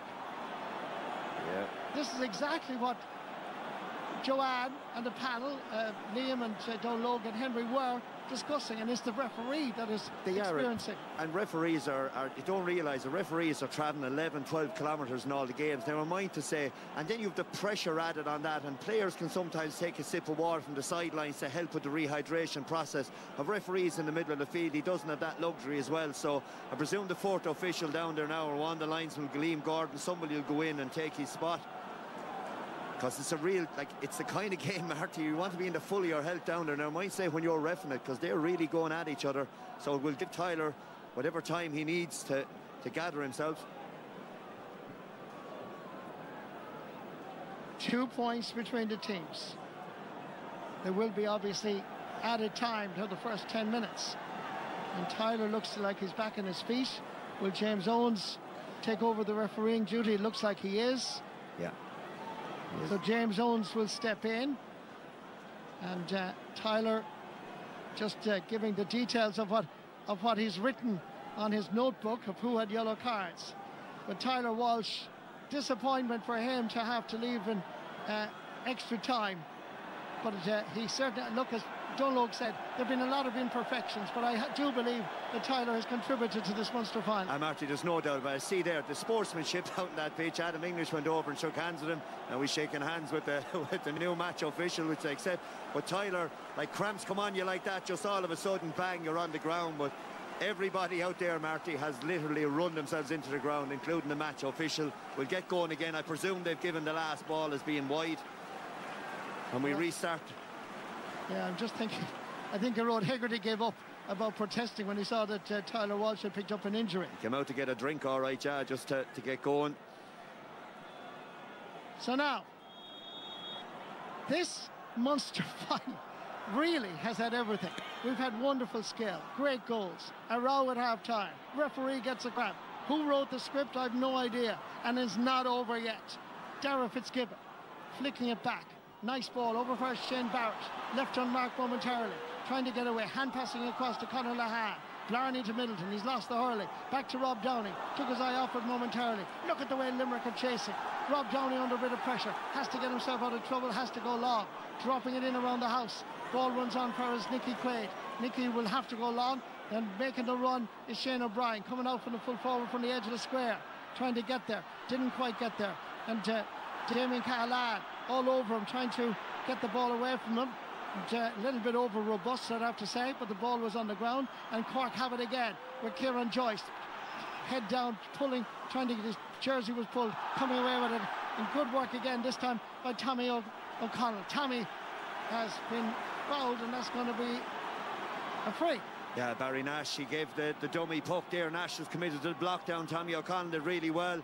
You see it here, he was just going to go, and then there is that touchdown. Again, an honest attempt to get to the ball. Yellow card. I think he was fooled by the trickery of Tommy O'Connell rather than anything deliberate. And there was a time back during the National League when that would be a red card, but that'll be another day's debate. But either way, it's definitely not, and it's a yellow card. And an opportunity now, Darragh Fitzgibbon, new free taker. Fitzgibbon with the fray, and that is wide. Cork have now shot 17 wides. Puck out from Nicky Quaid. Down towards Carl O'Neill. Ball bobbling all over the place. Sideline ball. Linesman off camera. Well, he's in on camera. We just see it there. And a sideline ball for Cork.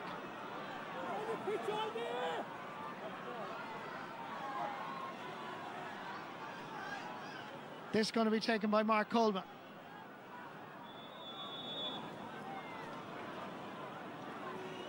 Nobody immediately making a run, so he's obviously going to try and cut it and go long.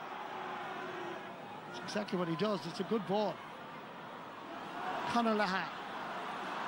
trying to get past tight marking Limerick defence. Shane Kingston, the referee, James Owens, has blown his whistle for the high challenge. Yeah, it's always a variable when a new referee comes into the mid-game, trying to get into the flow of it. We'll see a replay of it now in a second.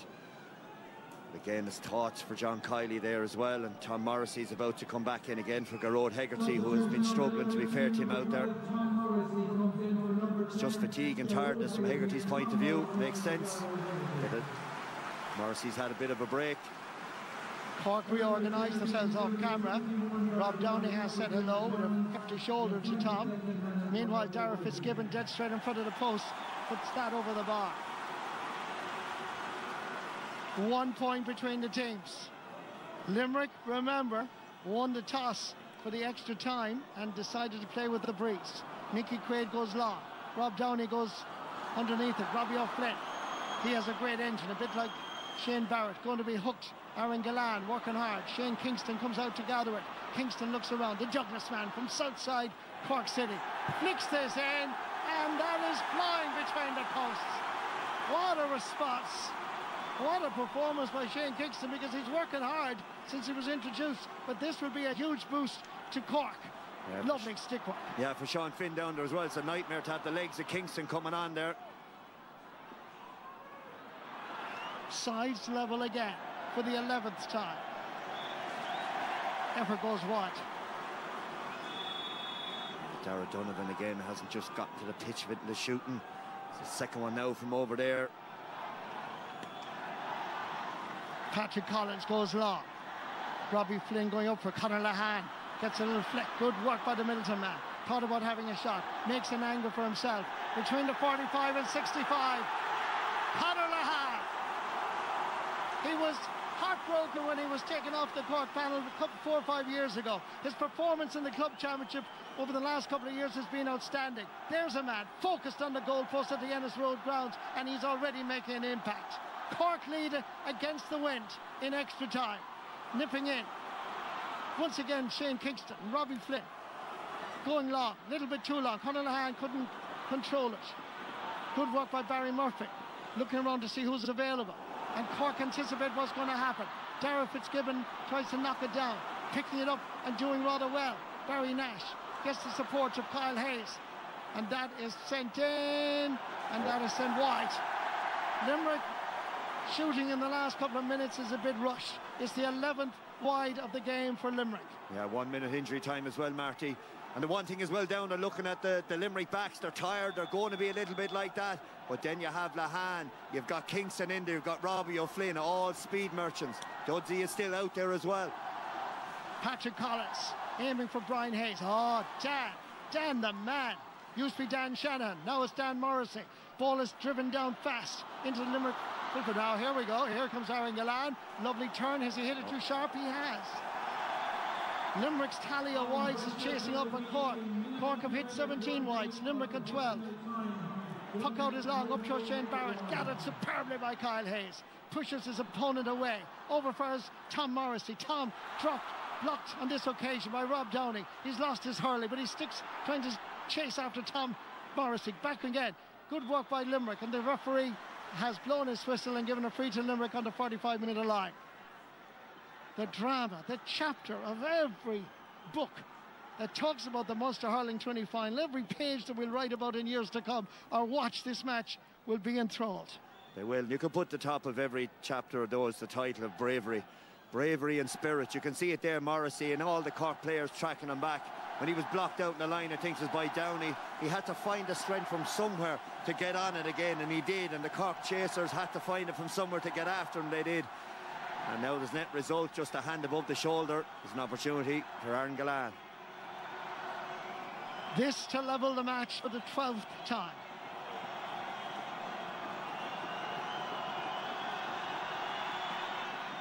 Gillan hits it.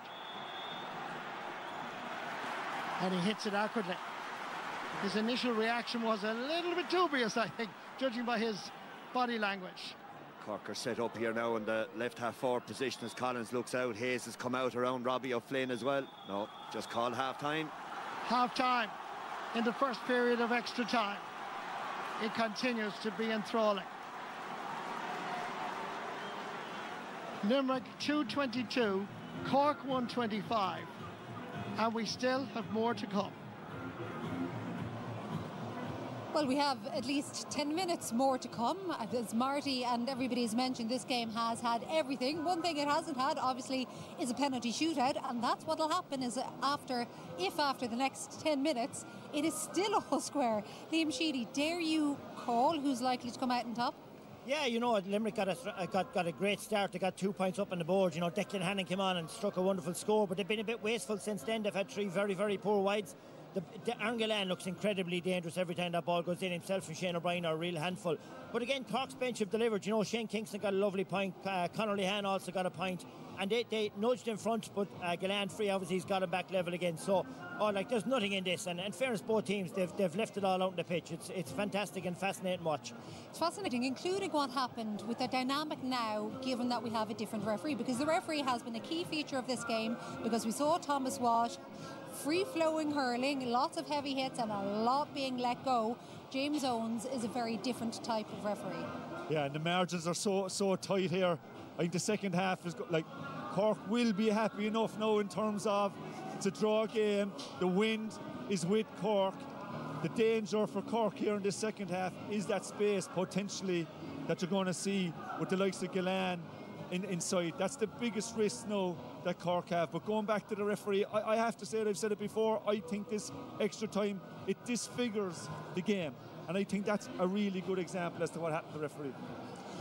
It may disfigure the game, Henry, but everybody knows that these are the rules. I mean, presumably you prepare potentially for 90 minutes. Yeah, well, you don't think too much about it, because this is where your plans come, whatever is there. And that's why I think it's more what you've done all up along now just takes over itself. And I see Paul Knirk in the circle there.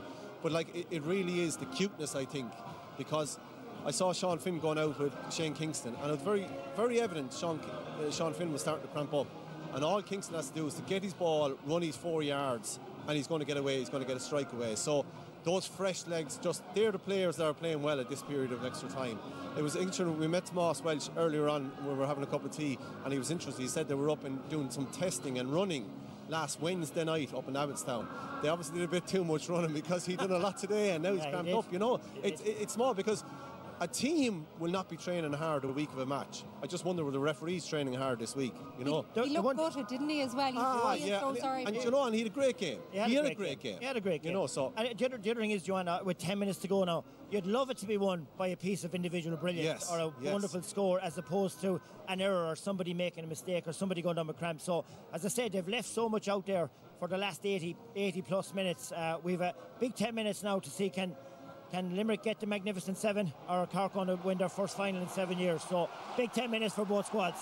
OK, there's been another change for Cork. Brian Roach is going to come on for Diarmuid Healy, who has impressed so much on his start for Cork in this Munster final. There's so much more still to play, even though we've only got 10 minutes to go. Brendan and Marty. Thank you very much, Joanne. Well, here we are. Is this the last chapter, or is there more to come? 10 minutes to decide the Munster Championship title of 2025. Referee James Owens, who took over from Tyler Walsh in that first period of extra time, and we're just making sure his earpiece is working. Limerick, one of the greatest teams of all time, being really challenged, having beaten his Cork side 3 weeks ago by 16 points. Cork have done well against the wind in this first period, scoring 3 points each with Limerick, but now this is where Limerick show their character, perhaps, and it's coming as far as Tom Morrissey. Can Cork maintain the momentum? Can Limerick show their experience? Ball back into the middle. Here comes Cian Lynch. Stopped almost. Kieran Joyce has to pull in it first time. Comes back out for Adam English on the Cork 45. Hits it well, but hits it wide.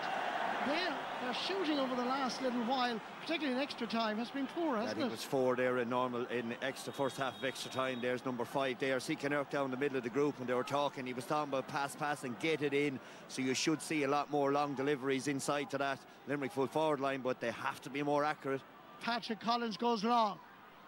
Limerick get the bouncing ball, gathered by Cian Lynch, sending it over to the wing towards Carl O'Neill. Shane O'Brien underneath it, battling with Niall O'Leary, Damien Callahan. Not too sure about that stumping by Damien Cahalane, but he's trying to dig the ball out. Referee has blown his whistle. Looks like he's going to give a throw ball. Owen Downey battling. Good work by Peter Casey. High challenge, and that is unequivocally a free in. And Damien Cahalane, having scored a point in the first half, is going to be shown a yellow card here, and rightly so. Casey did really well to get that ball in his hand, Marty, inside there. It's not easy. So tight and so vicious in there, and when he got it up then and spun around, in fairness to Cahalane, he pulled him down. It's definitely a yellow card. See it here now. Gets the hand across him, and the hand just raises up. You see Peter Casey just holding in the hand as well. He knows what he's doing. It's definitely a free, and it's definitely a yellow card. Aaron Gillard going for his 8th point of the match, and to increase his county's lead, or go in front, I should say, by 1. Mission accomplished. 29 points, 28, 223, 125, whatever way you like it. Bottom line, there's only one between them. Now Patrick Collins going long, very long. Well got it by Conor Lahan. From the sideline. Bit optimistic, but it could work out. Shane Kingston is underneath it, trying to get inside the cover. 3 Limerick defenders are around, and Kingston twists and turns, and over his right shoulder. Is it dropping in? It is! He was under severe pressure. Former Cork manager Kieran Kingston is his dad, but Shane Kingston is a fine hurler in his own right. Did well. Ball dropping out, sides level again, 13 times. Breaking ball. Kieran Joyce knocked away by Darragh Fitzgibbon, just when you thought Cathal O'Neill had it. Into the space, here comes a race between 4. Two Limerick, 2 Cork. Nicely picked up by Brian Hayes. Ball inside. Opportunity. Advantage being given by James Owens. Conor Lahan on the 45-metre line. Looks to the post. Is it in? It's in. He squeezed it inside the post and over the bar. The 32-year-old still has the magic for club and county. He certainly has, and Hayes has caused a bit of damage down there as well. The strength of his side on Morrissey and the pace that he has as well is creating opportunity. More speed coming in now. Arrested Alan Connolly, who will be disappointed with the way the normal time went. He'll have a fair beanie's bonnet now, and you'll see opportunity in there with the space and a few tired legs marking him. Ball is pucked out. Referee has blown his whistle. A little bit of afters between Tommy O'Connell and Cian Lynch.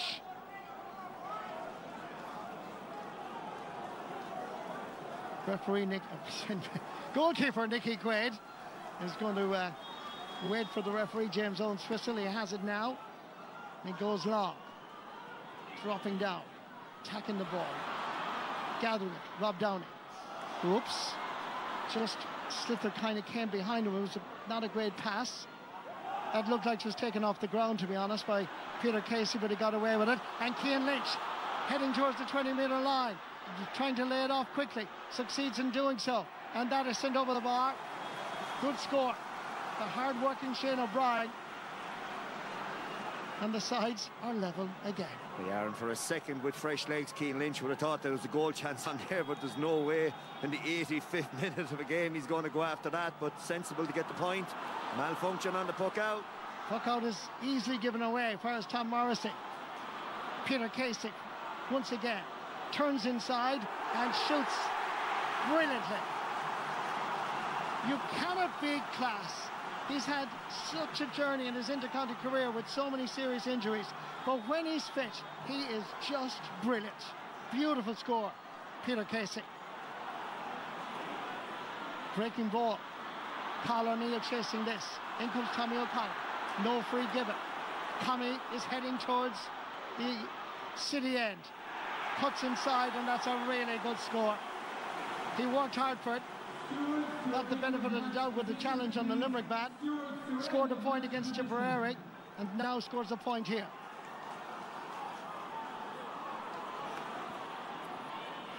"15 times level. Just in case you're not keeping track, that should be a sideline ball for Limerick. 225 to 128, as you see on your screen, 31 points each. Breathtaking. Munster final that'll be talked about for decades to come. Barry Nash from South Liberties going back to take this sideline cut just inside his own 20-metre line.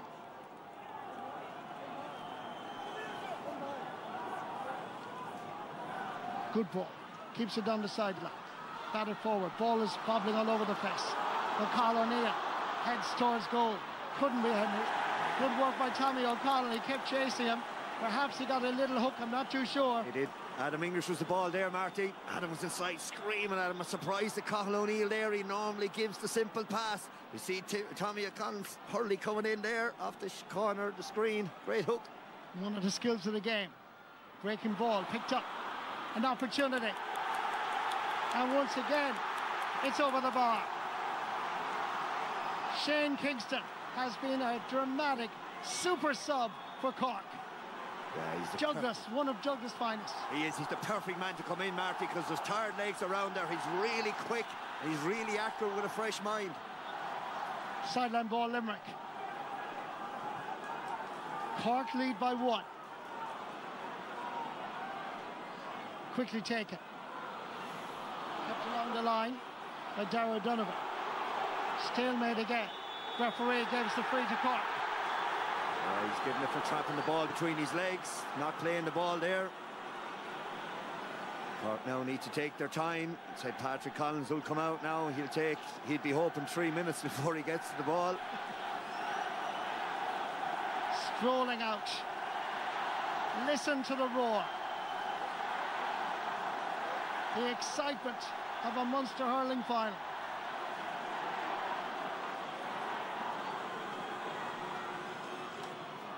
Ballinhassig's finest. Patrick Collins dropping this in. Good work by Limerick. And they come away with it. Declan Hannon keeping it down the wing. Towards Tom Morrissey. Sending it up towards Shane O'Brien. Being double marked.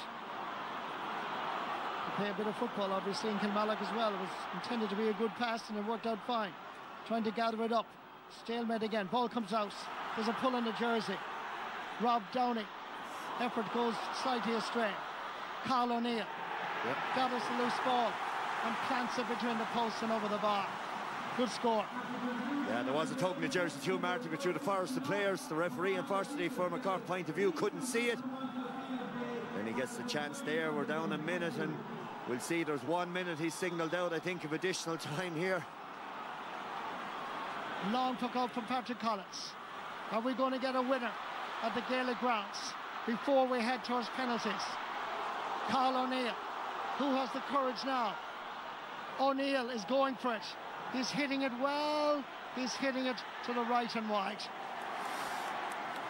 There was a sigh of relief and there was a cheer at the end. 1 minute of added time. Ball is dropping down towards Conor Lahan. Knocked away. Opportunity knocks perhaps for Alan Connolly. Good work here by Sean Finn. Great cornerback. Darragh Donovan back helping out his defence. Couldn't be hooked and he's going long, very long. There's a collision and that's going to be a free for Limerick. Callahan didn't know where Shane O'Brien was behind him. The ball got held up in the breeze, and as Shane O'Brien stepped into it, Callahan stepped across him, and from a Cork point of view, hopefully they'll be thinking they'll have another chance. Shane O'Brien here, look, and then he pushes forward. Callahan's not even looking at the ball, he hasn't a clue where it is, and it's a definite free, there's no doubt about that. He just got caught up in it, panicked. That's fatigue as well though, Marty, to be fair. It's just so difficult down there. It's those fine margins we spoke about. Aaron Gillane has the free as we head into the last 30 seconds. Perhaps there'll be more added on, but that's at the discretion of the referee. Cian Lynch has picked up an injury, and a facial injury there, and will require some medical attention. Coming out, that looks like Seamus Flanagan is coming out for Limerick. Aaron Gillane has the opportunity here to ensure victory, perhaps. We've said this a couple of times. Not sure. It's going to be the puck out as well, Marty. We won't jinx him now and leave him do his thing down there. He's already scored 8 times. 91 minutes played in this Munster hurling final. Gillane lifting and sending it straight between the posts and over the bar. This puck out now, Marty. It's the biggest moment of the last 91.5 minutes, obviously. Patrick Collins goes long. Breaking ball. Limerick have it. Great work by Adam English. Cork now need the ball and they need it badly. They attack it from there. Ball slips away. Cork come out with it. Rob Downey looking for the ball as Kieran Joyce just took his eye off it momentarily. Limerick snatching it, showing their experience. Peter Casey, lethal around goals, and he's given his possession. He's taken too many steps, and it's going to be a free for Cork. Here we are. He's going to get an opportunity now. Dara Fitzgibbon is trotting back. The referee hasn't indicated this is the last puck of the ball. Normally they tell the free taker, so if it drops short, anything could happen here. From Cork or Limerick are now officially a hide behind the sofa, Marty. We've been behind the sofa ourselves, I think, for a while. You haven't cramped up yet either. I'm very impressed with your stamina. This is it. Dara Fitzgibbon inside his own 45, wind assisted, dropping in. Can there be a connection? Ball is there, Nicky Quaid, and it's gone out for a 65. Oh my God. I was sure that was in, and so was Nicky Quaid. He can't believe it, but I say he's relieved. I've been that soldier when the ball just bounces in front of you like that. Look at that. Oh, so close. So close. Now here we have Dara Fitzgibbon to bring us to penalties. There's no doubt about that. But Nicky Quaid, I'll tell you, whatever God you're praying to, they work there, because when a ball comes in like that and you turn slightly sideways inside the goal, Marty, you lose sight of everything, the ball included, and he is just relieved that it hasn't ended up in the net. This is it. Nobody is heading home. Everybody is glued their eyes. Limerick are trying to make a substitution below now as well. They're trying to get Diarmuid Burns in, because this could be the last play and it'll go to penalties, and they want a penalty taker in there, so they're now arguing here. And if this is taken, he blows full time, they won't have gotten Burns on the pitch. He's coming on now. They've gotten the opportunity to get him in there. There was a bit of tally-ho there to get him on, so they have a penalty taker on. Dara Fitzgibbon to level the match. He's hit it well. Is it on target? Yes, it is. Dara Fitzgibbon, the equaliser from Charleville in North Cork. Now that was pressure. That was stress. Well done. That is some free, Marty, in the pressure here. And that's it. The sides are level for the 17th time. Have you ever seen a Munster hurling final like this? And we've seen a lot. The referee... He's blown it up, and Declan Hannon is saying you put up 1 minute and you played 3 or 4 minutes injury time. It's 24 minutes on the clock when he blew it up, but anyway, we're in Penno territory.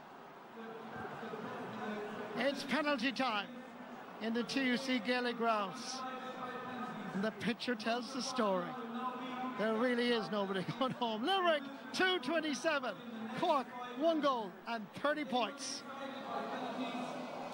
We've had penalty shootouts in football. We've had penalty shootouts in Christy Ring hurling. This is the first time in the Munster Senior Hurling Championship in the Liam McCarthy at all that we have a game that's going to be decided on penalties. Donal Oak, you look absolutely disgusted at the prospect. It was interesting to see Limerick bringing on Diarmuid Burns there. That was for obviously tactical with the penalties in mind. Fair play to Fitzgibbon for putting that ball over the bar. Gillane as well last minute. There was huge pressure even with that one there. There was massive pressure. I know I'm going to state the obvious here, but you know what? It's unfair on anyone to lose this game on penalties. But such are the rules. Margins are going to be so tight now. Keepers, Nicky Quaid. Very, very rarely have you seen Nicky Quaid during his career making an error. With the standards that he has, he's going to be really disappointed with that last one that went out for a 65. But the game is still on. It's there for legends for maybe legends to keep going and other legends to make their name. Just a reminder to people the way penalty shootouts work. It's the same as in football. So each team, this is what both sets of managements are doing. They're writing down 5 names. So there will be 5 penalty takers on each side. They'll all take one each, alternating, and if it's still level after that, it goes to sudden death, at which point it is the same 5 penalty takers who will go, not necessarily in the same order, though you can change the order of it. Henry Shefflin, I know Donal Óg says it shouldn't be decided like this, but it is an exciting element. Would you enjoy this? Yeah, I'd like to take one, yeah, I would. But, I'll be honest, yeah, like, I was just thinking of Darragh Fitzgibbon standing up for that last 65. Like, I don't know what he's covered. There was an article on the GA website, the RTE website this week about the technique of frees. Even that last one, I could see his technique wasn't wonderful. It got over. And stepping up for a penalty now, you're outside of 21, you have to run a couple of yards at it. Your calves, if they're not tight, that's what I'm saying, fresh players here now, fresh players with power and energy in their body to strike a hard shot. That's going to be the most important thing. That's actually really fascinating, because loads of people sitting at home won't be thinking that. They'll be thinking, Patrick Horgan, he's been doing this for years, No. It should be in the back of the net. It's No. Is that also not a bit surprising? You've seen Dermot Burns coming in. Like, would you not have got Hoggy in for the last play to get him back in the pit? Like, he's I was looking at his body language there. He's even disappointed. Like, because to be fair to him, if there's one player would have loved, you could see it in him. And last year he did it, and yeah. But is that the brilliance in Limerick? I didn't think of that. Did you think of that before? And next thing we saw him coming in, and that's the reason for it. So, you know, that the way Limerick are thinking, obviously, so yeah. But you'd imagine that Cork were doing the same, that Pat Ryan's going through the same sort of thing, surely. Yeah, well, I think definitely. And, you know, like the first one or two here are really, really important, you know. But as far as Patrick Collins, we've seen him throughout last year in Championship. You know, there is big saves in him. You know, he let in a soft goal today, but there is big saves in him. And we all know about Nicky Quaid and what he's done in the goal. So it's just intriguing, Joanne, to see who takes them, to see who scores them, and to see who wins the match. It is. It'll be interesting as well. We see Burns hitting so many of them. Will he go down the same side? I There's think no doubt a person that's professional as Patrick Collins. He has looked at those shots. When he lines up here, I'm just wondering, is he going to go to Patrick Collins' left-hand side? Would you take the chance, if you were a keeper, that you go all out for that? I think it's interesting. Limerick, the team are standing over to one side, but Nicky Quaid and the penalty takers are on their own little mini group. They're the ones talking to each other, going through what the routine is and what way they're going to take them in which order. That's important as well. So that's that little group. That's the most important group now for Limerick. I'm only hoping they're coming down this end to take him. That's all I'm hoping. And the Park crowd are over on the far side beside the referee as well. So yeah. So it's There is a fascinating element to this as well, because Henry, so as a penalty taker, obviously it's a very different situation you're in when you're taking it during a match, to having to stand in the centre circle and then or around the 65 and then have to walk alone down to where you're going to take the penalty. You might pass by somebody, you might not, and there's this lonely walk and everybody's there and they're watching you. Can you imagine what's going through your head, what you're listening to, what you can hear? Well, you'd hope they're not thinking like that. You'd hope they're just thinking, I'm here, this is what I do. I do hurling, I'm going to go up and I'm going to pick a spot and I'm going to drive it as hard as I can. And that's what you're hoping they are, because if they're thinking the opposite, Joanne, well, then you have trouble. Donal Óg, you were the sort of person who put in so much research every time you went into a game. Did you study penalty takers in the opposition team? You definitely would. That's why I raised Burns' point there. And everybody has a pattern. Every player has a pattern. And it's as much psychological now as anything else, because Byrne will know when he goes up to take this, he'll know Collins will have known where the majority of Byrne's penalties have gone over the last couple of years. And do you roll the dice? Do you go for it? Or do you change it around and go definitely? I could have brought on Shane Dowling there as well. He would take a bad penalty either, I'll tell you. No, but he wasn't involved in a penalty shootout with Imperial as well as goalkeeper. I do think skill comes into Joanna still as well. I know the psychology definitely is there, but the skill of the basics, the brilliant basics of getting that rise right, of making a connection that's just where you want the ball to go. That's the ball is in your favour. As the striker of the ball, you have the opportunity. So How I think. soon do you know? When you, like you're talking about, it's all about the rising and getting the right strike. Do you know when you've got it wrong straight away? Oh yeah, if your technique if the ball goes too far in front of you or a little bit behind you, or you miss your feet, so we tell children so much: get your rise right, and then the strike will follow and the follow through. For all this talk about knowing the penalty takers on either side, Liam, obviously there are 4 people that the goalkeepers aren't expected to come up against in a shootout. And that's exactly right, Joanne. You know, do you take a chance and do you try and guess where you're going to go, or do you stand and hope that it comes down the middle? So, like, there's all to play for. But these 2 guys are very experienced. I was actually quite taken by Patrick Collins. He looked very relaxed. The helmet was off there, but it's all going to play out. And I suppose Limerick will probably be disappointed it's got to here, Joanne. They had chances in that. They probably had the better of extra time, had the chances, but you'd have to acknowledge Cork's impact from bench was absolutely outstanding. So, as I said, you can see that the magic 5 from both sides now. Shane Kingston, Conor Lehan, both taking penalties. And it looks as if that Limerick are going to go first, because Patrick Collins is certainly making his way down towards the goal. The referee is currently having a chat with the Limerick 5, who are going to, well, the Limerick 6, because including Nicky Quaid, who are going to be involved. So there's going to be a few lonely walks, a few lonely people at the end of this. What an occasion this Munster final is. It's going to be decided upon a penalty shootout. And we have another goalkeeper who will be keeping eyes on all of these, so it'll be interesting to hear what Brendan Cummins has to say. He's with Marty. Oh, thank you so much, Joanne. And Cork actually won the first toss, the toss, which means that they decided to use the goals at the Ennis Road end, where the majority of the fans are from Cork. That means that Limerick have to take the very first penalty. And as Brendan outlined, Dermot Burns was brought in the last strike of the game by Dara Fitzgibbon, because he takes penalties.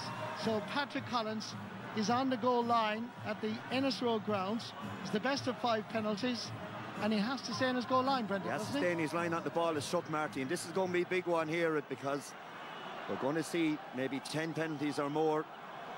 Ball has to be struck from outside the 21-metre line. You can see the line, or the linesman there, making sure that happens. Here we go. Photographers gather behind Patrick Collins' goal. It's Patrick's well against Ballinhassig. It's Dermot Burns against Patrick Collins. This is Limerick's first penalty. Here we go. Back of the net. Good start for Limerick. Yeah, I gave him the eyes. Don Logue said he'd be looking at videos and all. For me, it was always the case to look at the penalty taker and hope you can see what corner he wants to put it into and take a chance. The ball's moving so fast now, the goalies nearly have to take a chance. Dara Fitzgibbon goes through his routine now, 2 steps back, ball down. Dara Fitzgibbon facing Nicky Quaid. Both All-Stars 2024. And Nicky Quaid is saved. Brilliant save by Nicky Quaid. And Dara Fitzgibbon has picked up a cramp as well. What a fabulous save.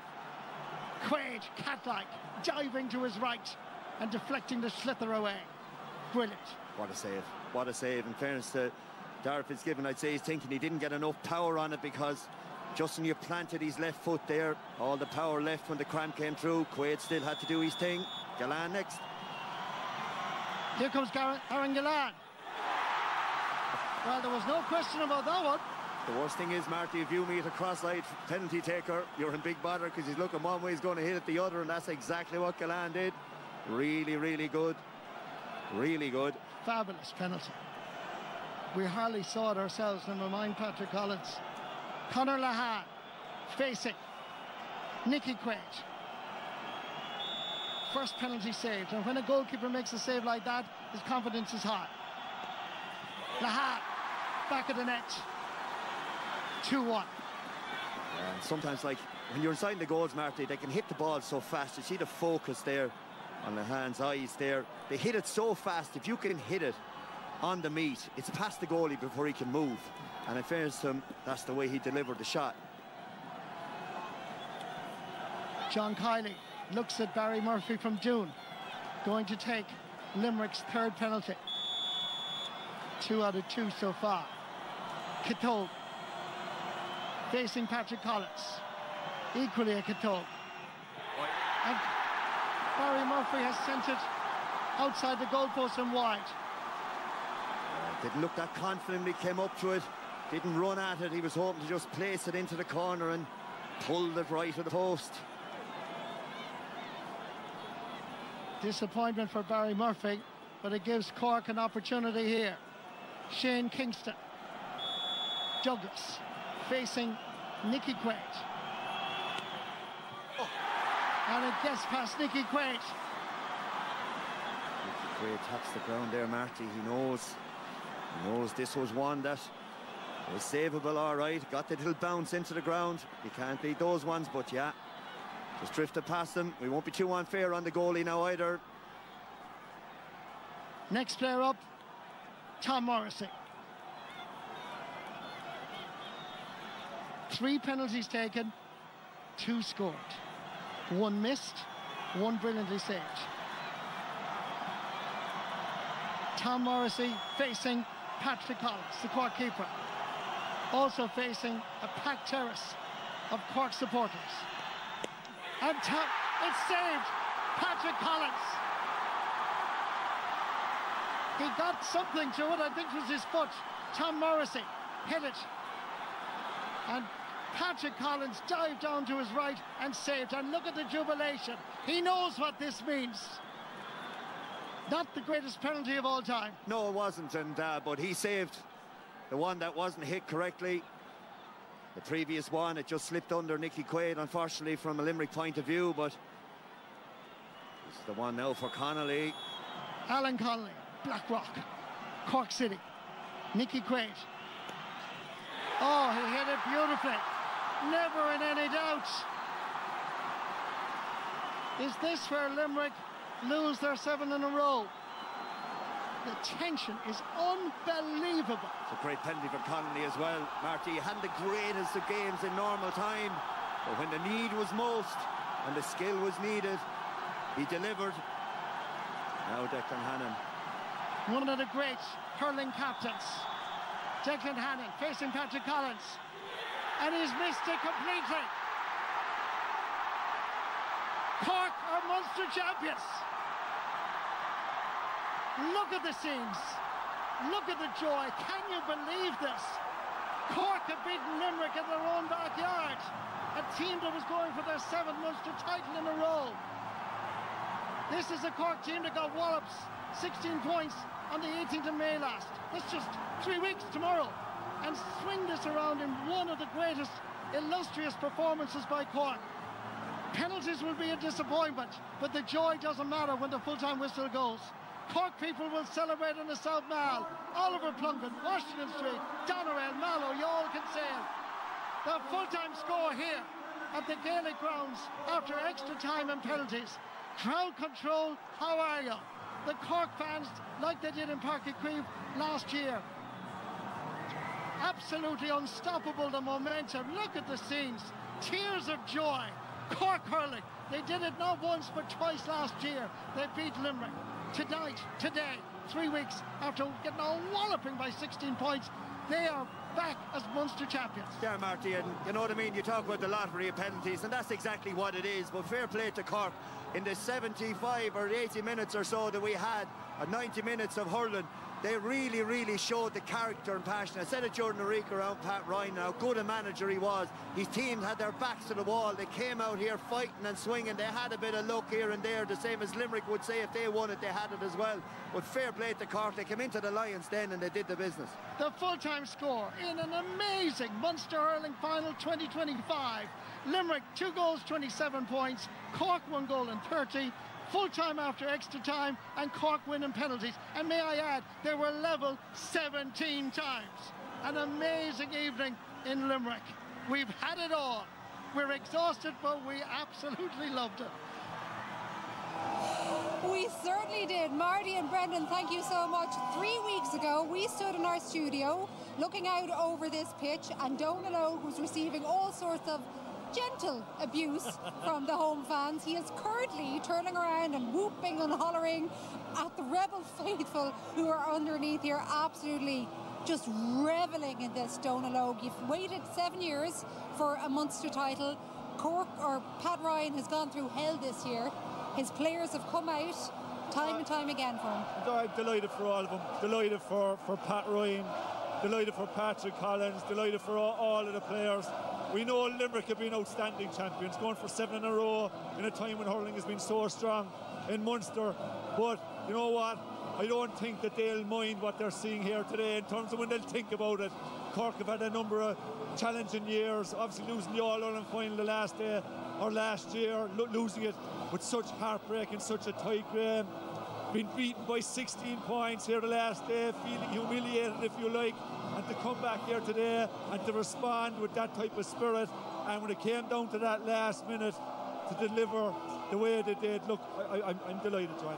I think equally, Joanna, we have to give a strong honourable mention. That Limerick team, I thought, they were outstanding once again. They were probably just a little bit off. I thought, and we were having a chat here as the match going on, they were just a little bit off their normal high standards today. Some of the small things, some of their finishing. Anyone leaving here today, this Limerick team are far from gone out of Championship 2025. I thought for parts of that game they were exceptional. Aaron Gillane up front was absolutely a joy to watch. Some of the impact they got off the bench. So, you know, they'll look back and say they had their chances in extra time. But, you know, Cork, after Darragh Fitzgibbon missing the first penalty and Gillane and Dermot Burns hitting the back of the net, you were saying advantage Limerick, and to go on and win it in those circumstances, and to see the elation. I mean, they haven't got their hands on this trophy since 2014. The Munster Championship is certainly, or 28, it's certainly alive and well.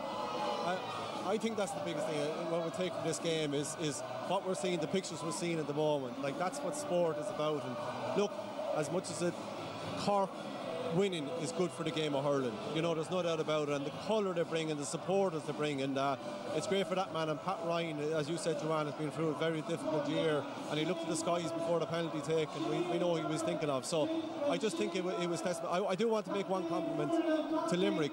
John Kiley come up the line. One or two of the Limerick lads were going in because the crowd were coming onto the fields, and John Kiley come up the line and said, Limerick lads, come back here, watch the presentation. And I just think that's a testament of what Limerick stand for as well, and what we've just witnessed tonight. You know, the whole sportsmanship and the joy of sport we're just witnessing here now. Did you want to come in there, Donal Óg? No, I was just going to, you know what's grateful as well? Like, the Munster Championship has been so good over the last number of years. You could say that this year we maybe thought that the overall picture, it's a great way for the Munster Championship to, and you know, fair play to everyone. Long live the Munster Championship and long live hurling, and long live Cork. The first day, the Munster Championship, the first day, is exactly how we've ended the Munster Championship. Yeah. Remember those two brilliant draws the first day? Yeah. And here we have it again. Yeah, and I think again to Cork, you know, their bench really delivered today. You know, Shane Kingston and Conor Lehan, like their contribution of 5 points between them, and to step up and get the penalties also in the sudden death was huge for them. So I think they really showed strength in their panel. I mean, to be down Rob Downey, to be down Niall O'Leary, to be down Declan Dalton, and to be coming up to Limerick's home ground to try and turn them over again, I think, you know, Cork deserve everything that they've got today. They bring great colour. They've been fantastic in the last 18 months and what they brought to the championship, and here they are now after winning the league, and they now have a Munster and they march on to an All-Ireland semi-final. And isn't that huge in itself, Donal Óg? Not only was it 16 points only 3 weeks ago, it was right here, and all these questions were asked about these Cork players, about the squad, about their management team, and how they can fix all these many issues we spoke about to get it right today. Massive credit for Joanne. Like I said, it was a very sobering defeat for Cork the last day, and it would have been easy, as everybody expected the game was going to be closer, but not too many people gave Cork the belief that Cork would win. That belief came from within inside that Cork camp. It'll be a different journey home today for those Cork players and management. Fair play to them. And you know, the fine margins as well, Joanne. You know, I mean, I thought it was going to be a free into Limerick here to put them 2 points up and game over. They get a long free. Darragh Fitzgibbon hits it in, and it ends up being a 65. I mean, Limerick could have been 2-point winners here as well, just as easy as the draw. Okay, well, it's going to be a non-Limerick team who are going to get their hands on the Mick Mackey Cup for the very first time. Back to Brendan and Marty. Yes, indeed. Tim Murphy, the chairman of the Munster Council, a Kerryman, a proud Kerryman, about to present the Mick Mackey Cup for the very first time since it was initially brought into the Munster Championship a few years ago.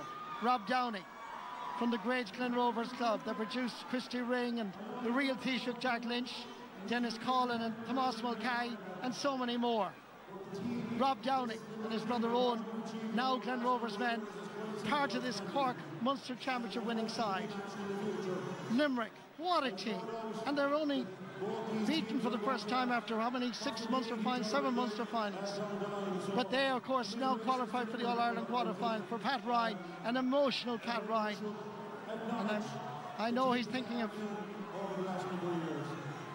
family members. Pat Ryan, gentlemen, we're thinking of you, Pat, because I know this is emotional for everybody in the Ryan family. But it is a wonderful day and a wonderful night for Cork. I don't think Billy Joel had it right when he was writing Piano Man, when he wrote the opening words. It's almost 9 o'clock on a Saturday, but my God, if he was to write it, I think he'd definitely be thinking the Munster final tonight. Would you agree? Definitely, Marty, there's no doubt about that, you know, but it's you see the Cork players up there and you see an emotional Pat Ryan there. What a great game we have as well, and Cork supporters, who I suppose have deserved this with the support they've shown to those bunch of men that you see in your shot there. Through thick and thin, they filled Páirc Uí Chaoimh, and league games have gone down there praying they get to the promised land, and who would have thought that it'd be a penalty shootout that would get them there. But they're here now and they're a serious force, and well done to Cork. And the lads touched on it with Limerick. They've been unbelievable Munster champions as well, you know, and they still will have a big say in this championship going forward. But tonight it's obviously Rob Downey and his charges night, and lifting that Munster Cup is unbelievable in front of those scenes. Look at that. Is there anybody left in Cork? Because they are all on the pitch. We saw this last year in Páirc Uí Chaoimh. But the Gaelic grounds, when you've won the Munster Championship, it's a very special night.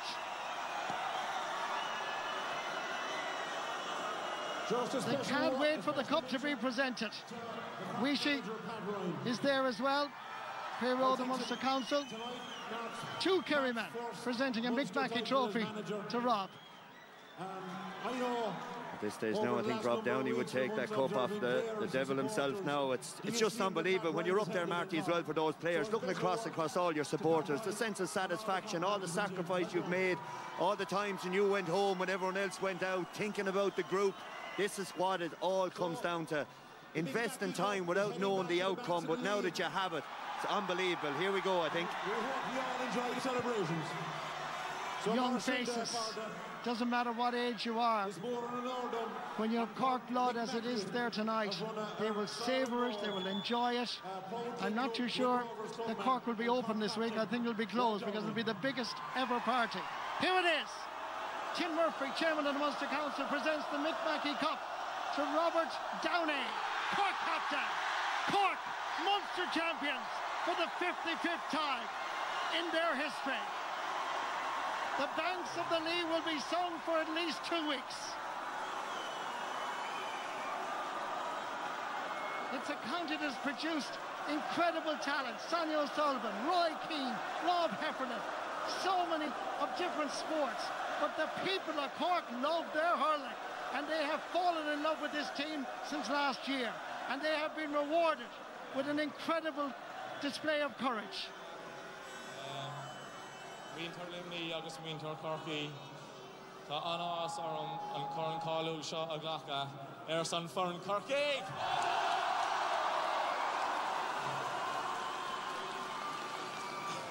Just a few.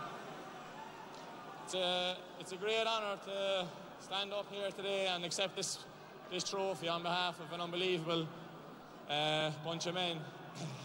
So just a few thank yous. To the backroom team, I won't name everyone, but from our kit man to our stats, video, our SNC, our medical team, and everyone in between, the work and commitment that you put into us every single night to ensure we perform on a Sunday is absolutely incredible, and we don't tell you enough how much we appreciate you. But when you look out there today and see the size of the Cork crowd, it's all for days like today. So lads, just thanks very much again.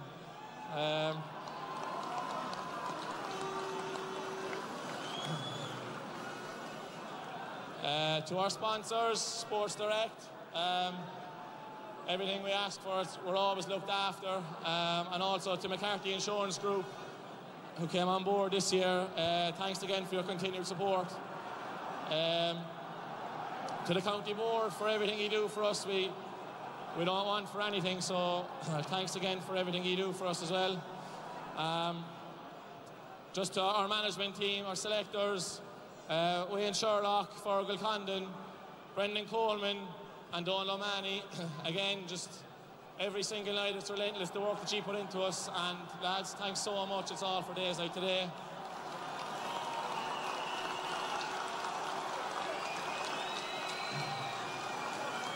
Yeah. To our hurling coach, Donal O'Rourke, probably the most hurling obsessed man I've ever met in my life. I don't think there's a second goes by where he's not thinking about hurling. Donal, thanks so much for everything you put into us, the time and effort to get us right and to get us to perform on days like today. So again, just thanks very much from the bottom of our heart. And lastly, to our leader and our manager, Pat Ryan.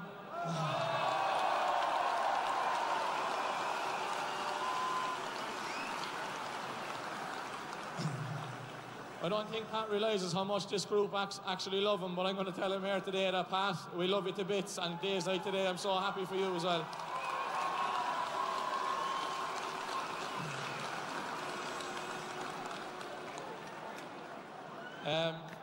To John Kiley and the Limerick team, you don't have to, everybody up here knows exactly how good you are. You've been the benchmark for the last couple of years, and everyone, when they go back at the start of the year, tries to get up to the levels that you're at. And we're no different, so I have absolutely no doubt in my mind that we'll meet you again further down the line. But for today, it was an unbelievable game. There wasn't a dirty stroke in it, and in fairness, he gave it absolutely everything. So well done, lads, and fair play to you.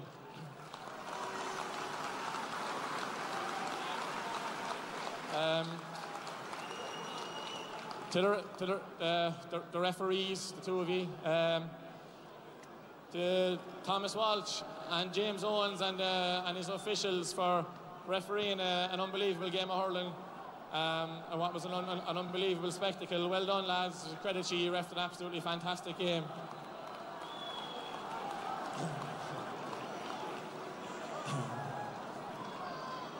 And lastly, to the best supporters in Ireland.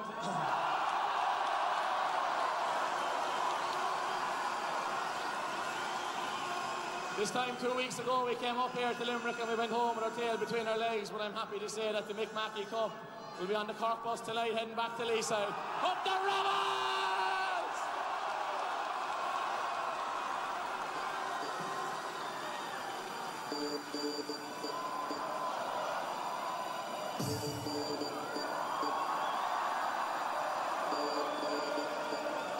Oh, Rob Downey is enjoying that, and he's not the only one, because if you struggle to hear the Cork captain at times during his speech, that is because another Corkman was in studio causing absolute mayhem with the Cork crowd beneath us. And Henry Shefflin remarked that, Henry, you were pleased for Cork, and that lasted for about 3 minutes. Yeah, 2.5 minutes, I think, Joanne. Don't know. Isn't it great? Isn't it great, Joanne? Isn't it great to see you all? Like, and it's the same with every county. Like I said, Limerick won't begrudge Cork this. There's no way. They've been outstanding. They've been outstanding champions over the last couple of years. And you know what's brilliant? Brilliant to see all the young people following Cork. Like, they've really taken to this team. I think it was Marty. I think it was Marty said it there. That the amount of young people following Cork have been taken by this team. It's brilliant. And it's Joanne, somewhere along the line that they're talking about, you know, we can't continue with preventions. I mean, honestly, days like this, it's just electric here. And it was the very same with the Limerick folks the last day. So it's just fantastic. I think that's what makes hurling. And for Cork to be taking home the trophy tonight, it's a big deal, Joanne. It really is a big deal. And the following that they have is just, to witness it here is just incredible. Incredible. And that's Cork Road, Hegarty and Kyle Hayes are behind us trying to get through, and Nicky Quaid, trying to get through this group of rebels who are just underneath us. Henry, this is different to what happens obviously up in Croke Park, up in the Leinster Final. We know Joe Canning actually suggested that perhaps the Leinster Final shouldn't even be up here, but just the scenes here underneath us. Oh yeah, look, to be fair, the hair stand in the back of your head here, because it's just electric is all you can say, and there's such a great atmosphere around there. I would say there's groups of boys and girls that are 14, 15 years of age down there, dancing and hugging each other, just in little groups, and not a phone to be seen. And I think that's just brilliant itself. And these Cork teams, and every boy and girl around who loves hurling or camogie is looking at this occasion today and saying, this is what I want. This is what I want. So yeah, and again, you have to acknowledge, like, the Limerick players are walking down through them there now again. I mean, again, you know, I think sometimes you see the best of teams when it doesn't go the way. And, you know, Limerick, marginal calls. And sorry, they're being applauded as well by the Cork crowd. Isn't that what makes this sport that we have so special, Joanne? You know what I mean? The way they interact, and like you know, fierce competitive on the field, but when they come off the field, match is done and they move on again. But again, I think we're blessed to have teams like this in the championship, and we can look forward to the next few weeks. It's too short, but we look forward to it. Look at that man there, Patrick Collins. I'm afraid of what he's about to do, actually. But I asked you at the start, before throw-in, how much pressure was he under? The very fact that Patrick Collins is the man, oh please be safe, is the man who comes out as one of the big heroes. He's not the only one, of course, certainly a hero, is the manager of the Munster champions. Here now is Pat Ryan. Yeah, thanks very much, Joanne. Pat, congratulations. Like, this is what you worked so hard for. You made hard work of it. It was crazy to watch. Can you make any sense of it? No, look, obviously, our fellas really dug in. It took an awful lot of effort over the last 3 weeks. Obviously, the first time to get, we were embarrassed that we came up here the last time and had to get over Waterford. That was a tough game, but we trained really well the last 3 weeks. And obviously, we picked up a few injuries, and sometimes when you freshen up the team and freshen up the panel. But I knew the lads were going to fight in their backs today, but this is a brilliant Limerick team. Do you know what I mean? Look, going for 7 Munsters in a row, it'll never be done again. Do you know what I mean? And look, we're just delighted to get a win. Pat, Limerick looked to have the edge in the first quarter, but from there Cork got a hold of the game. Limerick were going really well in the air. How did you get a foothold in the game? How did you push on and get your scores and keep tipping away? Because there were a lot of wides there as well. Yeah, there was. But look at Limerick are a brilliant team. They're going to win ball. The last day they won ball uncontested. Today they won ball contested. And you just try and put pressure on all over the field, and that's what every team is trying to do. And you try and work it, and you're going to win some ball, you're going to lose some ball, and but our fellas stuck at it today, But that's not saying Limerick didn't. They stuck at it really well as well, and look, for us to get over the line is huge. Just to roll out the bench again, like the likes of Lehan, Shane Kingston, there's some warriors too, Pat, in fairness to them. They are. Look, and they've showed great commitment to the group. They weren't starting. Some of them coming back from injuries, and that puts you back behind this in the pecking order. But like they never complained, they never waned, and they trained really hard. And look, we'd no fear bringing them on there today. You mentioned how good Limerick are. They were going for 7 in a row. How did you balance the whole thing about the space, in front of Cian Lynch, keeping Ty Rain and Kyle Hayes, nullifying their key strengths as best as you can, and getting your own game plan across too? Yeah, but look, people say, go man mark Cian Lynch, or man. Look, you're not going to be able to stop them, you know what I mean? So what you're trying to do is win battles everywhere and limit their play, and that they're trying to do the same to us. But like the last day, we didn't get stuck into them. We left them with too much space around the place. But look, I thought Cian Lynch was excellent in the first half, but like Kieran really stuck at it. Do you know what I mean? Really stuck at it for the whole game, and I thought he kind of after the first half, I thought he was on top. Pat, last question for you. I know the season is not over, far from it, but what does this mean after all the hard work and the few knockbacks you've had as well on the field? Huge. Look, it just gives you more confidence to go forward. And look, obviously there's an All-Ireland series. We're in the semi-finals. There's brilliant teams left, but we know that we can battle with anyone. Thank you, Pat. Back to you, Joanne. And thank you to Damien as well. Here's one of the heroes on beside us, and the penalty shootout hero as well, in Alan Connolly. Alan, you were going to have to shout here in order for us to hear anything. To win a Munster championship, to play in a Munster final, to do it here after what happened 3 weeks ago, and for it to be done in a penalty shootout. How do you sum that up?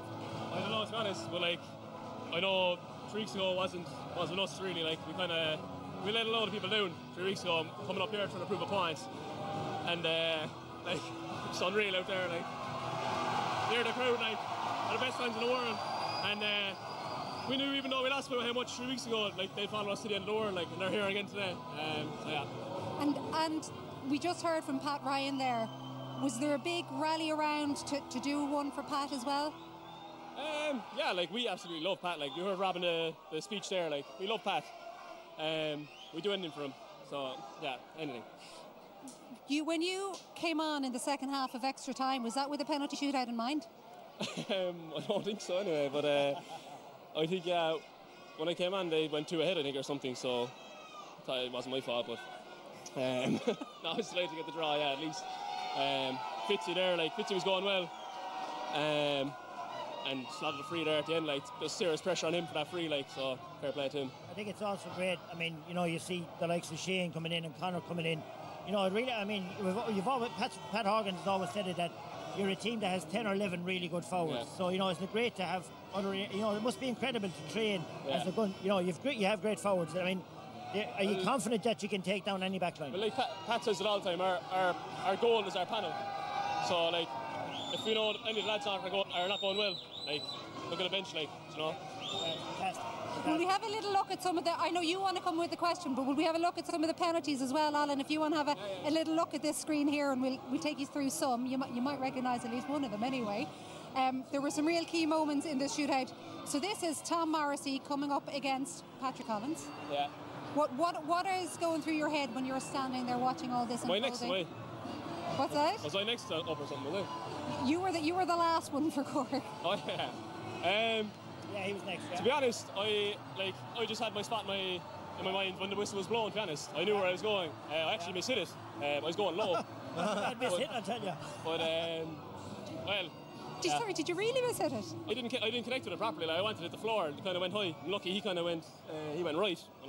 Alan, can I ask you? You said when the whistle went at full time, you knew the spot you were going at that stage. And can I ask you, just as you were walking up?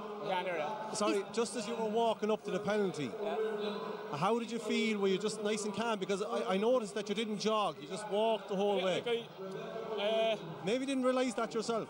Like, to be honest, like, before the penalties there, we just said whatever happens, like, happens. Doesn't matter, like, we're after getting this far. It's up to fate now. But like, I just backed myself, to be honest, and I see the Cork crowd behind me is another plus, like, you know. I could have been the other opposite side, the other end, but yeah, like the Cork crowd behind us there drove us on as well at the same time. Can I ask when there was a change in referee? Because Thomas Walsh referees a very particular way, and James Owens referees a very different way. So what's it like?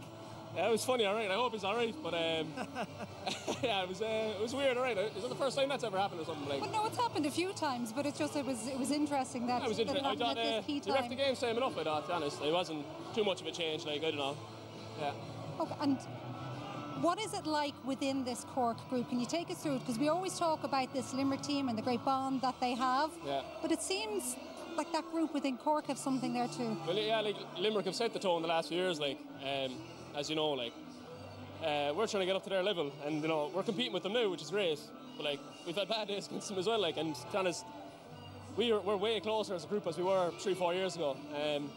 Like, you know, when I first came into the panel, like, there wasn't much being people talking to each other, and now we're all meeting up for coffees, stuff like that. We're best friends, like, so yeah. You can see it, and obviously, you know, Gary Keegan, I know, is with you as well. So yeah, you look like guys that are really switched in, and you know, again. You know, for this team, I think 4 weeks off, you know, to come out on top is a big plus. You know, you can really focus on that semi-final and 4 weeks' time. If we want to win the All-Ireland, we're going to have to beat them again, like, so, you know, we know that, but look, we're delayed to be in All-Ireland semi-final now, like, avoid that. You have 4 weeks off. Banana skin there, like. And I would say it's more important you have 4 weeks off because you can enjoy tonight and tomorrow. It's more important. Do you know what? Will we let you go and enjoy tonight? Please, we'll wait till tomorrow. Alan Codley, so many brilliant insights there, and what a performance once again. Let's go down to the man of the match with Damien. Dara Fitzgibbon, you're the centre man of the match, and Brian O'Sullivan, a Limerick man from Centre, is here to present you with your award. Congratulations, Dara, and well done, Brian. What do you make of that match, Dara? Can you make any sense of it? Not really, no. I think it had everything really, didn't it?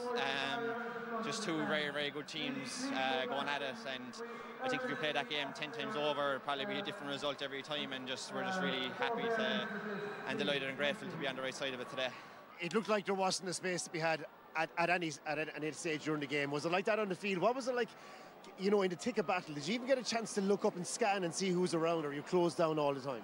No, it's just so fast. I don't think people realise how fast it is at home and how high it is of a level, and that's credit to Limerick as well. They've brought it again to another level, and they've raised everyone else's preparation and training, try and get to their level, and they've raised our training and preparation as well, trying to get to their level, and you can have nothing but respect for them, and I'm sure that they'll knuckle down and they'll be back again. You're a serious team with serious hurlers. All year long people were saying you're the best team in Ireland. Last time out, people are writing you off completely. How do you drown out the outside noise, but then put it right on the field? Like, what changes did you make today to get yourselves over the line? yeah, you just can't get too up or too down. Like the talk after the league final was a bit crazy, but us in our camp, we didn't get too far up or too far down. And the talk after, I suppose, as well, was a little bit negative after we lost down here a couple of weeks ago, but then we didn't leave it affected either. So, and look, after today's result as well, talk will probably get crazy again, but we know that we need to knuckle down. We've got 2 huge games if we want to get to where we get to, and we'll prepare accordingly for it. Dara, congratulations. Central man of the match, Dara Fitzgibbon. Well done. Yeah, he was superb once again, Dara Fitzgibbon. And tomorrow we have live action getting underway with Kildare against Laois in the Joe McDonagh Cup final. Then it's the latest Leinster final between Kilkenny and Galway. And as always, highlights and analysis of both hurling and also knockout Tailteann football from 9:30 on the Sunday game. But on an epic Munster final day, that is it from us. A huge thank you to Liam, to Henry, and a very happy Donal Óg. What it means is it's 1-1 between Cork and Limerick in Championship 2025. They may meet again this summer, but there are 6 other counties who might yet have a say in that. Goodbye.